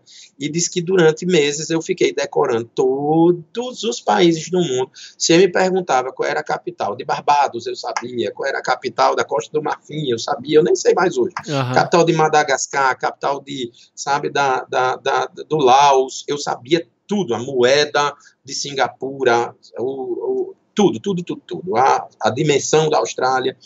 Então, eu gostava, eu passava o dia naquilo e ficava enchendo o saco dos outros. Né? Mamãe, qual é a capital de Botsuana? Qual é, sabe, o negócio? Menino, sai daqui. O fato é que eu de fato, também desenvolvi essa característica de pesquisa. Mas essa característica de pesquisa, ela se tornou relevante depois, quando eu me vi na necessidade de, efetivamente, né, trabalhar uma informação mais qualificada para tentar convencer as pessoas. Porque aí eu tenho efetivamente um problema. Quando eu lhe disse que eu tinha taquicardia com um balcão, não era força de expressão. Eu tenho taquicardia com burocracia. Eu enlouqueço quando me vem, vamos supor, eu mando uma mensagem do WhatsApp e a pessoa me diz, me manda por e-mail, não acabei de lhe mandar, sabe? Aí, sei. Enlouqueço. Sei bem. Sou um pouco assim também. Pois é. Mas também não adianta, eu não vou ganhar no grito, né?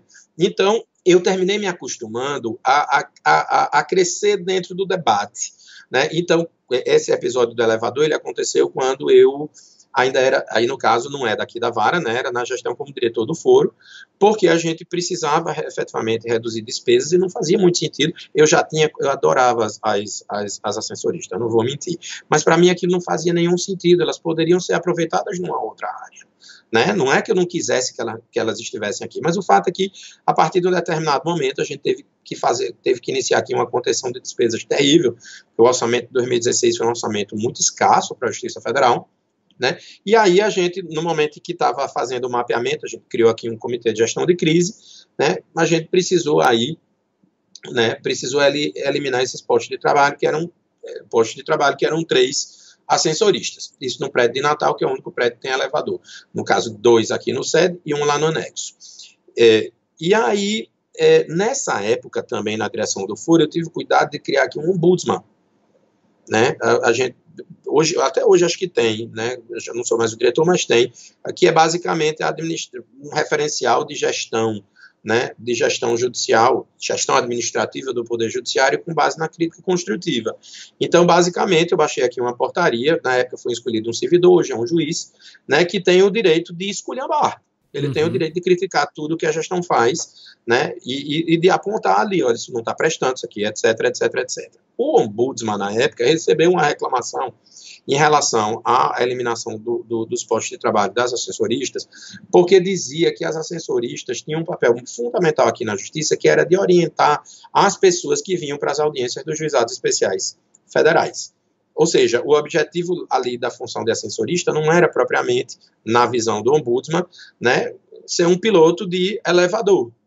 Né? E aí eu precisei concordar com ele no sentido de que, efetivamente, como a gente recebe muita gente mais carente e muita gente idosa, algumas pessoas têm medo de andar de elevador e o nosso prédio é muito suntuoso. Né? A gente tem aqui muita gente carente do interior do Nordeste, que vem para audiência previdenciária, um agricultor, etc. Gente que fica intimidada aqui dentro. Né? Então, o que é que eu fiz? Em vez de responder logo, e aí quando veio... Mas essa desculpa aí realmente é uma realidade. Desculpa te interromper, Marco, mas realmente isso é uma realidade. A gente vê, né, que recebendo pessoas carentes que precisam de orientação, mas essa desculpa de que a assessorista faria esse papel me pareceu um pouco aí da sua filha chorando, falando que estava chorando porque o povo estava falando alto, né? Exatamente, por isso que me deu taquicardia na hora e eu resolvi não responder. Então, o que é que eu fiz? Eu disse, espera aí que eu vou responder, porque isso não faz nenhum sentido, embora, vendo certa razão, digamos assim, havia um valor positivo na resposta dele, né? Na reclamação que foi feita. Então, o que é que eu fiz? Eu passei uma tarde estudando a história do ascensorista. Né? E aí, quando descobri, eu fui lá ali na tipologia, o que é um ascensorista, como essa profissão surgiu. Então, eu estudei a história do elevador e depois a história do ascensorista. E percebi que o ascensorista, na verdade, é uma função que surgiu na época em que o elevador era mecânico. Então, o ascensorista da mesma forma que uma locomotiva tinha um maquinista, o ascensorista era um maquinista do elevador, inclusive porque o elevador funcionava com manivela, né? E o ascensorista precisava identificar o andar e o local específico do andar para parar o elevador, a fim de que as pessoas não tropeçassem. Ele era uma espécie de garante da segurança daquele meio de transporte, daquele passeio, vamos chamar de turístico, que você fazia de um andar para o outro. Era uma função extremamente relevante, e como ela garantia também a segurança da pessoa, ele, inclusive, é uma profissão mais cara, que recebe alguns adicionais trabalhistas, né? Então, o resultado, eu resolvi fazer uma resposta, né, fundamentada ao ombudsman, dizendo que ia manter, porque aí o ombudsman ele só pode apontar a crítica, a decisão final é do diretor, dizendo que ia manter minha decisão, que realmente os postos de trabalho não faziam mais muito sentido, que aquilo ali era arcaico, né, e que se o objetivo era aquele, não se preocupasse, porque a partir daquele momento estava sendo criada uma nova função aqui dentro, inclusive a gente poderia aproveitar uma dessas pessoas, eu não sei como foi que eu disse na época, eu sei que a gente criou a função de hostess. Então, no átrio, numa área próxima aos elevadores, a gente colocou uma mesinha adesivada, que foi feito também por um estagiário de design na época, né? Seja bem-vindo à Justiça Federal, se você tiver alguma dúvida, era assim, pergunte-me como, estou aqui para ajudar você. Alguma coisa nesse sentido, com bottom também, né? Justiça Federal, não fique perdido, etc. E essa pessoa passava ali o dia ajudando justamente os idosos. Ali ainda tinha o detalhe de que, como a função anterior era de ascensorista, o ascensorista ajudava a pessoa que tinha medo de elevador, mas não podia sair do elevador, concorda? Então, se algum idoso tivesse dificuldade de locomoção, o ascensorista estava saindo do elevador indevidamente, porque ele, teoricamente, não podia sair do elevador. O hostess, não. O hostess, se chegasse uma pessoa com dificuldade de locomoção, subia com a pessoa até o quarto andar e sentava a pessoa na área de atendimento da vara, poderia acompanhá-la por um tempinho, ou seja, era uma pessoa que, né, velava pelo conforto ambiental dessas pessoas mais carentes, em particular as idosas no prédio. E aí eu precisava apenas de um hostess, e era uma função mais barata do que a função de ascensorista, em função de determinadas particularidades trabalhistas, né? Então, no momento em que você, né, mergulha, a gente sabe que nos métodos de design, uma fase importantíssima é a fase em que você mergulha no problema, né, que é a fase de imersão, de descoberta. Então, foi, assim, basicamente a proposta aí para a solução do problema naquela ocasião. Maravilhoso. Se você abordou um problema de uma outra forma, ficou muito mais bem atendido, né, com muito mais para quem tá, né, tá na situação aí dessas pessoas carentes, se sente muito mais, né, amparado do que por uma ascensorista, né, até porque não era a função dela, e um terço do preço, até menos, né, porque você falou que foi até mais barato, muito mais barato. Então, assim, é sensacional essa solução e só mostra mais uma vez que inovar não tem nada a ver com tecnologia, não tem nada a ver com gasto, basta estudar o problema, trazer pessoas e refletir sobre ele. Agora, ter ideia também é uma coisa relativamente simples, né? Ideia todo mundo tem aquela frase, né? Agora, como implementar? E você tem muita ideia e implementa muita ideia. O que você faz para conseguir colocar em prática tanta coisa ao mesmo tempo e tanta coisa diferente assim? Eu acho que, bom, a abordagem primeiro, eu acho que a gente só consegue produzir resultados em organizações em geral, isso aqui no poder público, como é o meu caso, como também na iniciativa privada, valorizando pessoas e as envolvendo no processo decisório, né? Então, tudo que é imposto enfrenta muito mais resistências e é mais dificilmente assimilado. Então, eu acho que se você, assim, eu não vou ter uma resposta pronta para isso. Por que eu acho que dá certo? Primeiro, eu evito rotular projetos em geral como meus. Né, como meus. Para você ter uma ideia aqui, a gente fez, de certo modo, bastante coisa na época da direção do foro. A única placa, as únicas 2 placas que você vai ver aqui na sessão judiciária inteira com o meu nome são, no caso, enfim, placas oficiais, são um fórum que eu inaugurei, porque a inauguração de fórum tem placa, e isso no Fórum Novo de Açu e a mudança do fórum de outra cidade chamada Porto Ferro. Ou seja, não tinha placa minha em nenhuma obra. Outra coisa, no momento em que você percebe alguém tendo ideias, apoie as ideias. Apoie as ideias, mesmo que elas não resultem em nada. É muito frustrante para as pessoas terem as suas ideias sumariamente rejeitadas, né? Então, veja, você consegue canalizar, né, o enfrentamento de problemas colocando as outras pessoas para estarem na linha de frente e, de certo modo, como idealizadores, né, daquele processo de mudança, né? E as pessoas vão perceber que fazem parte daquilo porque aquilo ali é um projeto coletivo. Uma outra coisa, não ter medo de investir em pessoas. Não ter medo de investir em pessoas. Então, a gente, talvez, eu nem falo muito porque hoje a gente, quando fala em inovação, associa muito a tecnologia efetivamente. E a gente até teria, seja meu, seja de outros juízes aqui, a gente tem um portfólio que, de certo modo, é invejável nessa área. E você veja que a gente não tratou praticamente do assunto. Mas a gente tem muita coisa aqui dentro. Minha vara tem robô, a outra vara do juizado tem robô, agora tem esse novo robô que eu mencionei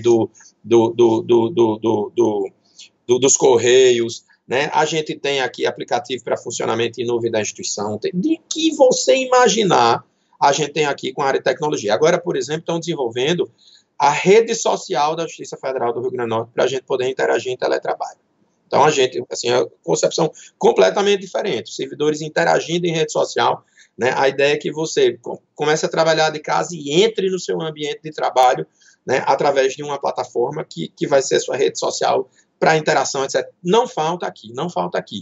Mas eu acho que o melhor trabalho que a gente desenvolve aqui é focado efetivamente nas pessoas, no sentido de que ninguém seja efetivamente esquecido. Então, só para você ter uma ideia, quando eu era diretor do foro, a Justiça Federal completou aqui 50 anos. A gente fez uma solenidade, né? Se você vai numa solenidade tradicional no poder público, que eu diria nas empresas, normalmente as pessoas supostamente mais importantes naquelas organizações são as pessoas homenageadas, não é assim? Então, você pega aí uma grande empresa qualquer, vamos fazer uma homenagem ao CEO, talvez a um diretor importante, né, a uma pessoa que já foi CEO no passado, se for o caso, ou o herdeiro daquela empresa. Se for no poder público é a mesma coisa, se for no poder judiciário, então, aí chama, às vezes a gente vê aí uma solenidade em que se chama uma pessoa para ser homenageada, a pessoa nunca deu um dia de serviço pela instituição, né, e termina sendo homenageado, quando, na verdade, teve gente que deu sangue por aquilo e foi homenageado. Qual foi a nossa opção aqui? A gente pescar poucas pessoas que efetivamente fizeram a diferença aqui na instituição para serem homenageadas. Eu não preciso dizer que a primeira pessoa a não ser homenageado era eu, porque não fazia sentido eu ser homenageado se eu era o gestor da instituição naquela época, né? E eu também não preciso lhe dizer que isso acontece. Foi uma homenagem surpresa, né? Um negócio assim, uma farsa para você receber uma homenagem. Então a gente saiu aqui pescando as pessoas que fizeram a diferença. Entre as pessoas homenageadas nos 50 anos, a gente teve aqui um trabalhador terceirizado, um auxiliar de serviços gerais, que está aqui na instituição, em empresas contratadas que terminam contratando, até porque ele é excelente e ele meio que pertence à nossa casa. Que está aqui a coisa para 25 anos e que entrou aqui no programa de ressocialização porque ele era apenado, ele cumpriu uma pena por homicídio, né, e foi ressocializado aqui dentro, no nosso programa de ressocialização, trabalhando aqui dentro. O trabalho dele é tão importante para a instituição que ele continuou como trabalhador terceirizado, repito, trabalha aqui na limpeza do prédio, né, e até hoje ele trabalha aqui na limpeza do prédio. Então, no momento em que a gente resolveu definir quem seriam as pessoas homenageadas, ele foi um dos homenageados, e digo mais, foi tão emocionante que teve uma briga, e aí eu precisei abrir porque quis entregar para ele a homenagem, foi o presidente do tribunal. Que legal. Né? Pois é. Então, assim, quando a gente desenvolveu o nosso portfólio aqui na política de gestão de pessoas, todo mundo está contemplado. Então, os trabalhadores terceirizados, por exemplo, eles também podem frequentar. A gente tem aqui um espaço saúde em que a gente se preocupa com a qualidade de vida das pessoas e tem um comitê de qualidade de vida. Não se gasta praticamente nada. Nesse lugar tem um médico que já é um médico aqui, que é servidor nosso, que fica por lá, mas a gente sai desenvolvendo parcerias, né, a gente sai desenvolvendo parcerias com universidades, e as universidades criam projetos de extensão para que aqui seja oferecido apoio nutricional, psicológico, enfim, uma série de coisas, combate ao tabagismo.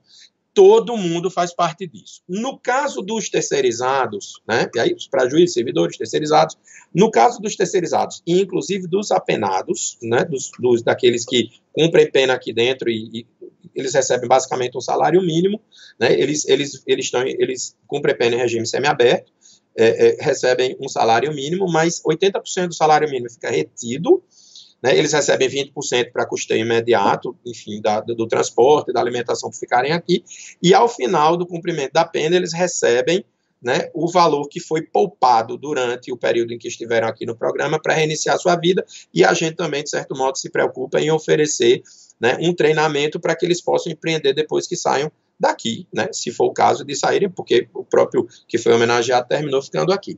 E aí a gente se preocupa com uma certa frequência em oferecer a esse grupo, né, aquilo que a gente chama de um programa de formação de terceirizados.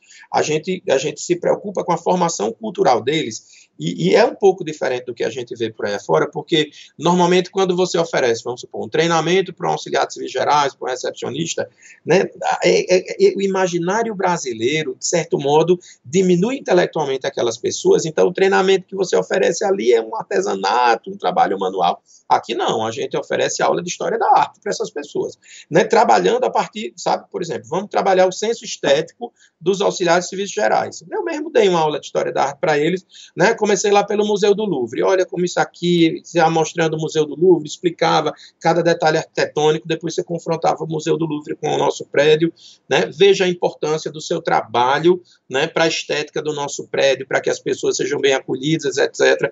Depois a gente desenvolvia lá pequenos projetos, eu disse, olha, vamos trabalhar aqui pequenos projetos estéticos, como você pode melhorar o nosso prédio, etc, etc, etc. Né? Então, esse investimento em pessoas, né, faz com que as pessoas, de certo modo, se sintam empoderadas, e logo depois, depois do fortalecimento desse programa que a gente tem de qualidade de vida, foi criado aqui um laboratório de desenvolvimento humano. Né? E aí, qual é o objetivo do laboratório de desenvolvimento humano?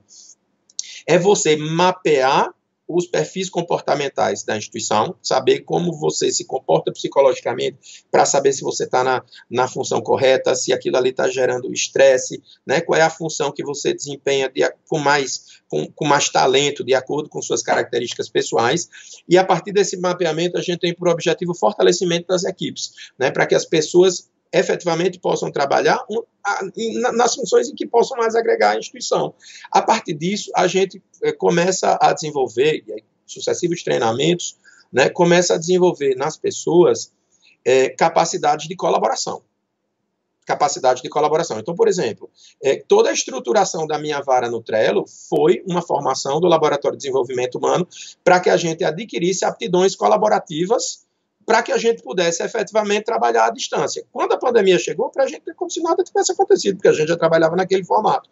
Então, respondendo a sua pergunta, no momento em que você trabalha as pessoas e começa a desenvolver, bom, primeiro você mostra que está se preocupando efetivamente com elas. Sai muito barato, a gente reduziu aqui a taxa de absenteísmo a níveis, assim, praticamente irrisórios, então a pessoa se sente acolhida e você, no momento que ela se sente acolhida e ela se abre ao portfólio que você, né, você vai oferecer, você, né, estabelece ali o foco de desenvolver aptidões de colaboração em relação àquela pessoa, de empreendedorismo, de inovação, e aí a pessoa, né, sente que ali há uma janela de oportunidades para que ela possa intraempreender, né, para que ela possa transformar a realidade aqui dentro da própria instituição, e é por isso que as coisas acontecem.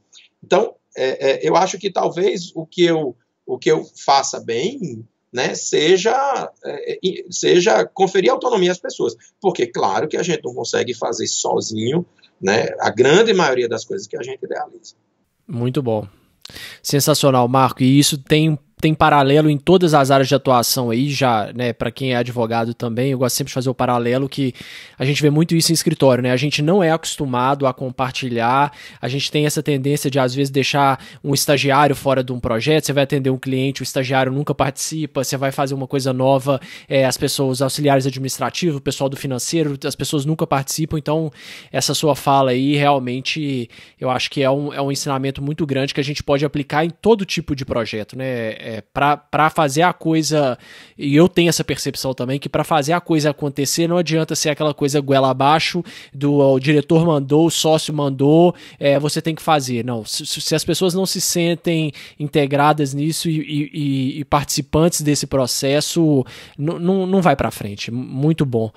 Marco, não quero tomar muito mais seu tempo, a gente já alongou aqui, a conversa está excelente, mas uma coisa que as pessoas muito perguntam tem muita gente, muito advogado usando Visual Law, voltando um pouquinho lá no começo da nossa conversa, usando Legal Design, mas como que está a percepção dos juízes em receber esse tipo de documento? Você, claro que já tem aí, né, imagino eu, pela sua experiência, já tem uma predisposição a receber bem esse tipo de documento, mas você consegue dar um panorama, assim, do que você tem conversado com outros colegas, como que os advogados estão acertando, estão errando, ainda são muito poucos advogados que estão fazendo isso, como que está a sua percepção? Eu acho assim, eu não vou dizer que a quantidade de advogados é grande, mas é impressionante como o crescimento é exponencial. Se a gente for verificar, né, esse trabalho hoje em Visual Law, e o comparar ao que acontecia em fevereiro, é absolutamente impressionante como essa coisa efetivamente pegou. A ponto, Gustavo, eu tenho uma vantagem de você ser professor, né, porque as pessoas percebem que você tem, querendo ou não, um espírito formativo no momento em que você toma determinadas posturas. Uhum. Né? Então, na semana retrasada, eu estava numa audiência, o advogado pediu prazo para juntar um documento, queria fazer uma planilha para esclarecer melhor, né? O advogado tinha sido meu aluno, eu disse, doutor, eu defiro, mas desde que seja em Visual Law. E funcionei no despacho, ele ficou feliz, né? E é uma forma de você, querendo ou não, popularizar a coisa, né? Uhum. Né? Fazer com que as pessoas reconheçam o valor daquilo e que pratiquem, né? Porque às vezes a pessoa precisa, né, de um desafio para poder efetivamente mostrar o talento que tem naquela área. Então, assim, o crescimento é efetivamente exponencial, né? E eu já tenho recebido feedback de muitos colegas, né? No TRF da 5ª Região, que é o nosso tribunal, toda semana eu estou recebendo referência de desembargador em relação à Visual Law, positiva ou negativa. Ontem, por exemplo, eu recebi uma positiva. Tem uma turma da Advocacia Geral da União, por exemplo, veja bem, Gustavo, da Advocacia Geral da União, maravilha, que está dando show de Visual Law no TRF da 5ª Região, apresentando memoriais. Os desembargadores, pelo menos aqueles com os quais eu falei, estão ficando encantados. Em vez de receberem aqueles memoriais horrorosos, gigantescos, estão recebendo memoriais de uma página, todo estruturado, seja com infográficos, seja com pictogramas, figuras em geral, com tabelas, um negócio assim, objetivo, sabe? E bem feito, com um uso muito moderado e adequado de cores, um trabalho realmente primoroso, né, que a gente tem visto e os desembargadores constantemente elogiando. Eu já vi efetivamente mais de um, né, e eles gostando bastante. Né? Em geral, eu nunca vi uma rejeição em si em relação a Visual Law. Agora, Visual Law não é você caprichar esteticamente na sua peça. Visual Law é você se apropriar de elementos visuais na perspectiva do design. Ou seja, é bonito, mas precisa ter usabilidade, precisa ser prático, né? E precisa facilitar a vida de quem vai ser o destinatário daquela mensagem. Então, quais são as queixas que eu tenho recebido em relação ao uso de Visual Law? Você coloca lá um determinado elemento, um QR Code, que remete a um aplicativo que o juiz vai precisar baixar no smartphone dele. Não faça um negócio desse. Uhum. Porque no momento que você está obrigando o juiz a baixar, sabe, um novo aplicativo no telefone, você não está facilitando a vida dele, né? Não está facilitando a vida dele. Sabe, então, é muito bem visto, desde que você, no momento em que for usar, mapeie quem é o juiz que vai receber aquilo. Até lhe digo, se vier para mim uma petição em Visual Law, em que eu tenha que baixar um aplicativo novo, para mim vai ser ótimo, porque é mais um aplicativo para eu conhecer. Mas se você está, né, apresentando, né, uma petição para um juiz que não é familiarizado com tecnologia, que não gosta dessa temática da inovação, seja mais econômico, digamos assim, na quantidade de novidades, para usar uma palavra assim bem coloquial, da quantidade de novidades que você vai estar impondo àquela pessoa. Né? Porque aquela pessoa precisa, querendo ou não, se familiarizar com aquilo. É por isso que a gente tem visto muita gente, né, preocupado em dizer, olha, na dúvida, use o Word, sabe? Capriche lá dentro do documento que o cara já vai saber usar. Você convertendo em PDF um bocado de coisa, você vai ter condições efetivamente de melhorar a forma como, né, como você estrutura as informações constantes da sua petição, né, o uso de dados, né, todo juiz gosta, né, de análise jurídica baseada em dados, isso, querendo ou não, né, também implica a transposição da informação para algum suporte visual, uma tabela, um infográfico, etc, etc. Então, assim, é só um cuidado que a gente precisa ter, né, para a percepção de que empatia também é um valor que se projeta aos juízes. Ou seja, da mesma forma como você merece empatia como advogado, por exemplo, o jurisdicionado, ou a parte, o cliente merece empatia, o juiz também merece empatia, né? Se você tiver condições de mapear quem é esse juiz, você vai saber o limite, né, quanto aos elementos que você vai usar na sua petição. É a mesma preocupação que eu tive, Gustavo, com o mandado. Uhum. Né? Eu não usei cores no mandado porque aquilo ali não ia parecer respeitoso. Da mesma forma, se você vai usar um aplicativo assim, muito diferente, que vai obrigar um juiz, sabe, a ter que pegar o celular, baixar ali só para usar a sua petição, você não está, de certo modo, pensando muito nele, a menos que você saiba que é um juiz ali tecnológico, alguém que você debata, excelência, trouxe aí uma novidade, você vai adorar esse aplicativo e tal, sabendo que o juiz gosta disso, não é difícil. Eu tenho feito isso com meus alunos lá na UFRN, né? E é impressionante quando você começa a desenvolver serviços jurídicos, pensando nas pessoas em geral, como aquilo ali muda de figura. Todos os semestres eu levo meus alunos para conhecerem um TRF. A gente faz uma viagem de campo, vai todo mundo para Recife. Teve um determinado semestre em que eu visitei 2 gabinetes desembargadores. Vou até dizer os nomes. Visitamos o desembargador Leonardo Carvalho, que é do Ceará, e visitamos o desembargador Edilson Nobre, que é nosso conterrâneo aqui do Rio Grande do Norte. Quando nós chegamos no gabinete do desembargador Edilson Nobre, ele primeira coisa que ele disse, Marco, acabei de publicar um artigo, deixa eu lhe mostrar, etc, etc, os alunos vendo. Aí explicou, tal. Enfim, aí a gente passou um tempo debatendo a ideia dele no artigo. Quando eu cheguei no gabinete do desembargador Leonardo Carvalho, com a turma, 50 pessoas, né, aí eu disse, tinha lá um sistema de gerenciamento do atendimento. E aí eu disse, meu amigo, que negócio bacana, você tem um sistema de gerenciamento de atendimento.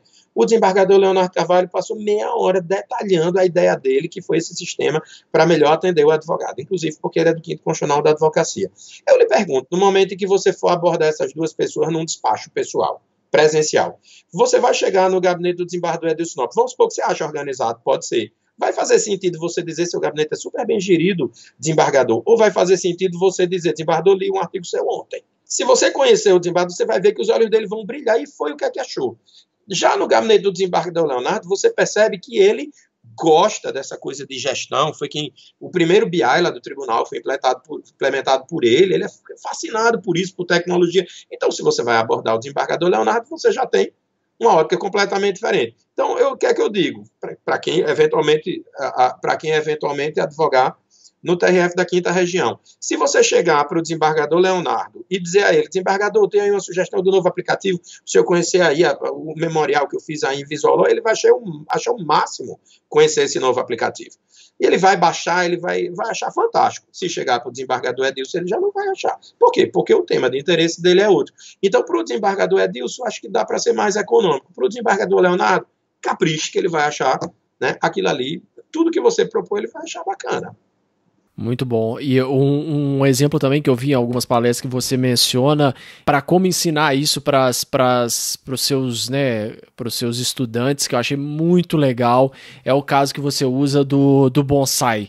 Se você puder compartilhar com a gente como que você abordou essa questão da empatia nesse caso com eles, que eu achei assim, maravilhoso esse exemplo. É um módulo lá da prática jurídica que que é chamado de prática jurídica forense. Então, o que é que a gente faz? A gente, na verdade, quer simular. É bem interessante, Gustavo, porque eu termino nas minhas aulas da prática jurídica enfatizando mais a profissão de advogado do que a de juiz. Nas minhas aulas, teoricamente, eu deveria, né? Mas não sei, eu gosto e acho que termina sendo mais útil. Eu posso sempre complementar, né, com a função judicial, do Ministério Público, mas o fato é que a gente enfatiza isso. Então, o que é que a gente fez? A gente escolheu um caso concreto que envolve um bonsai, é um caso real, de uma senhora que tentou trazer de Portugal um bonsai para João Pessoa, né, um caso da Justiça Federal da Paraíba, e o bonsai foi retido na alfândega por uma alegação fitossanitária, faltava um registro lá no Ministério da Agricultura, e esse bonsai estava na família daquela senhora fazia 200 anos, né, com o detalhe de que aquela senhora era de uma corrente budista, né, enfim, era de uma corrente budista, né, e aquele bonsai era um elemento religioso, né, de integração, de união daquela família, de modo que ela foi buscar esse bonsai no exterior justamente porque a sobrevivência daquela família estava concentrada naquele bonsai.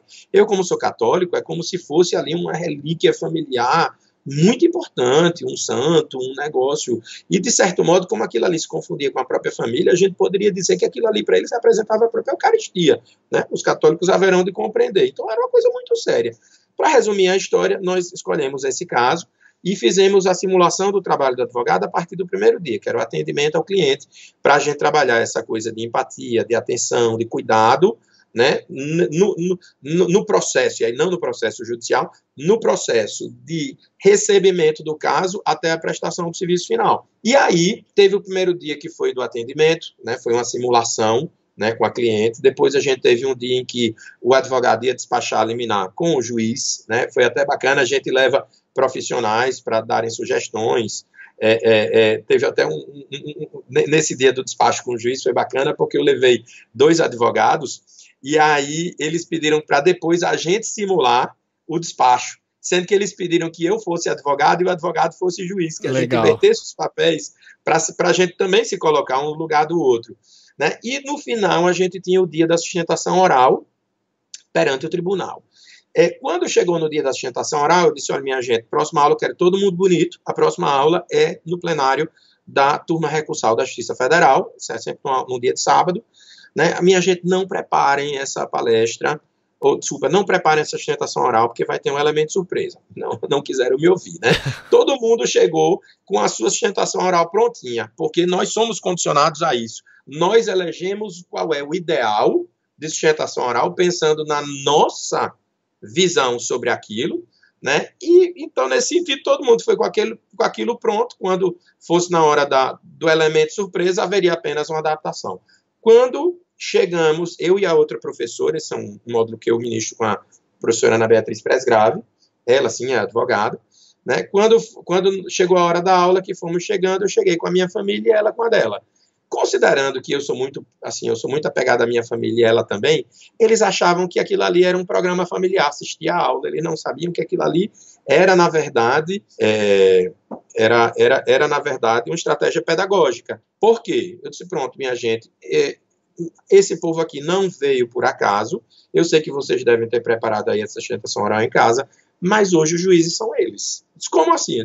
Vamos dividir aqui a turma em 5 grupos, né? E aí essa turma vai ficar com as crianças de 6 a 7 anos, essa turma vai ficar aqui com as crianças de 10 anos, essa turma vai ficar com o adolescente de 12, esse grupo aqui, a gente fez um sorteio, na verdade, esse grupo aqui vai ficar com o marido da professora Ana, que é professor de violoncelo, né? E o único grupo cujo trabalho, de alguma forma, vai servir para alguma coisa é o grupo que vai ficar com a minha esposa Daniele, que como é promotora de justiça, querendo ou não, qualquer discurso jurídico já minimamente se conecta, né? Se conecta com ela. Então, na verdade, quando o grupo que preparou a sustentação oral em casa teve que sustentar o caso do bonsai para crianças de 6 anos.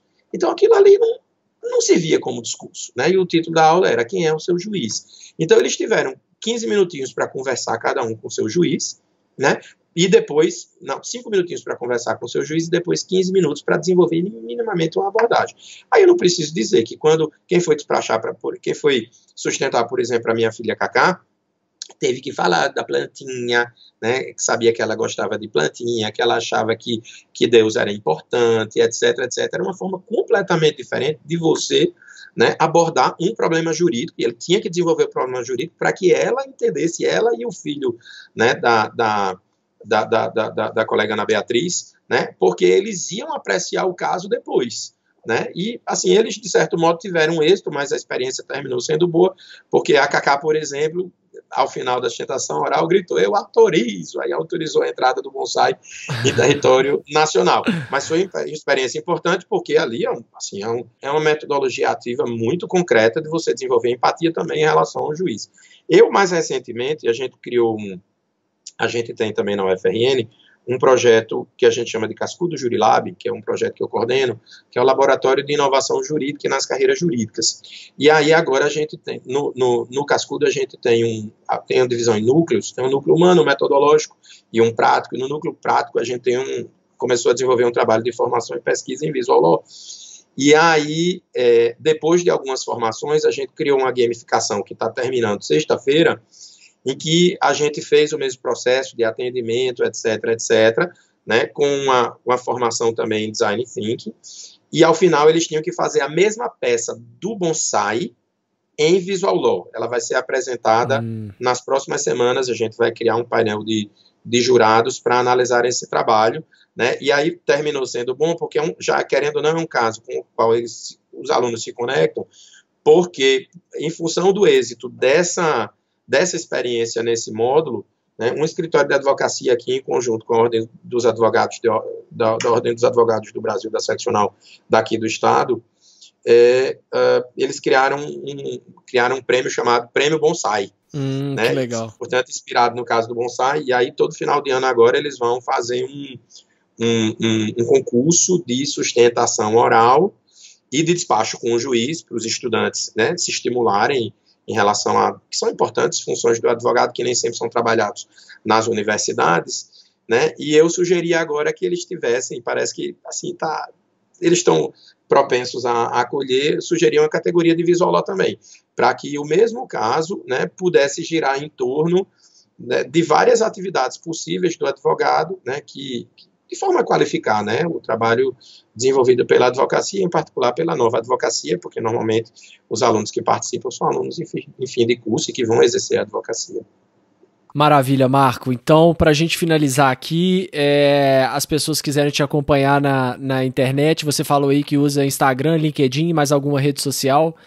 Eu tenho um Twitter, Marco Bruno, @MarcoBrunoM, né, aí o LinkedIn é meu nome, né, o Instagram é Marco Bruno M também, e tem o Facebook, o Facebook é meu nome, né? Eu vou colocar aqui o link. O Facebook eu não uso com muita frequência, não uso mais esses outros. Então, Marco, mais uma vez, queria te agradecer, viu? Muito obrigado por participar do Direito 4.0. Eu que agradeço, fico sempre à disposição, né, foi ótimo, a gente terminou abordando bastante coisa, mas eu acho que passou rápido. Muito obrigado e um grande abraço. Até o próximo episódio, pessoal.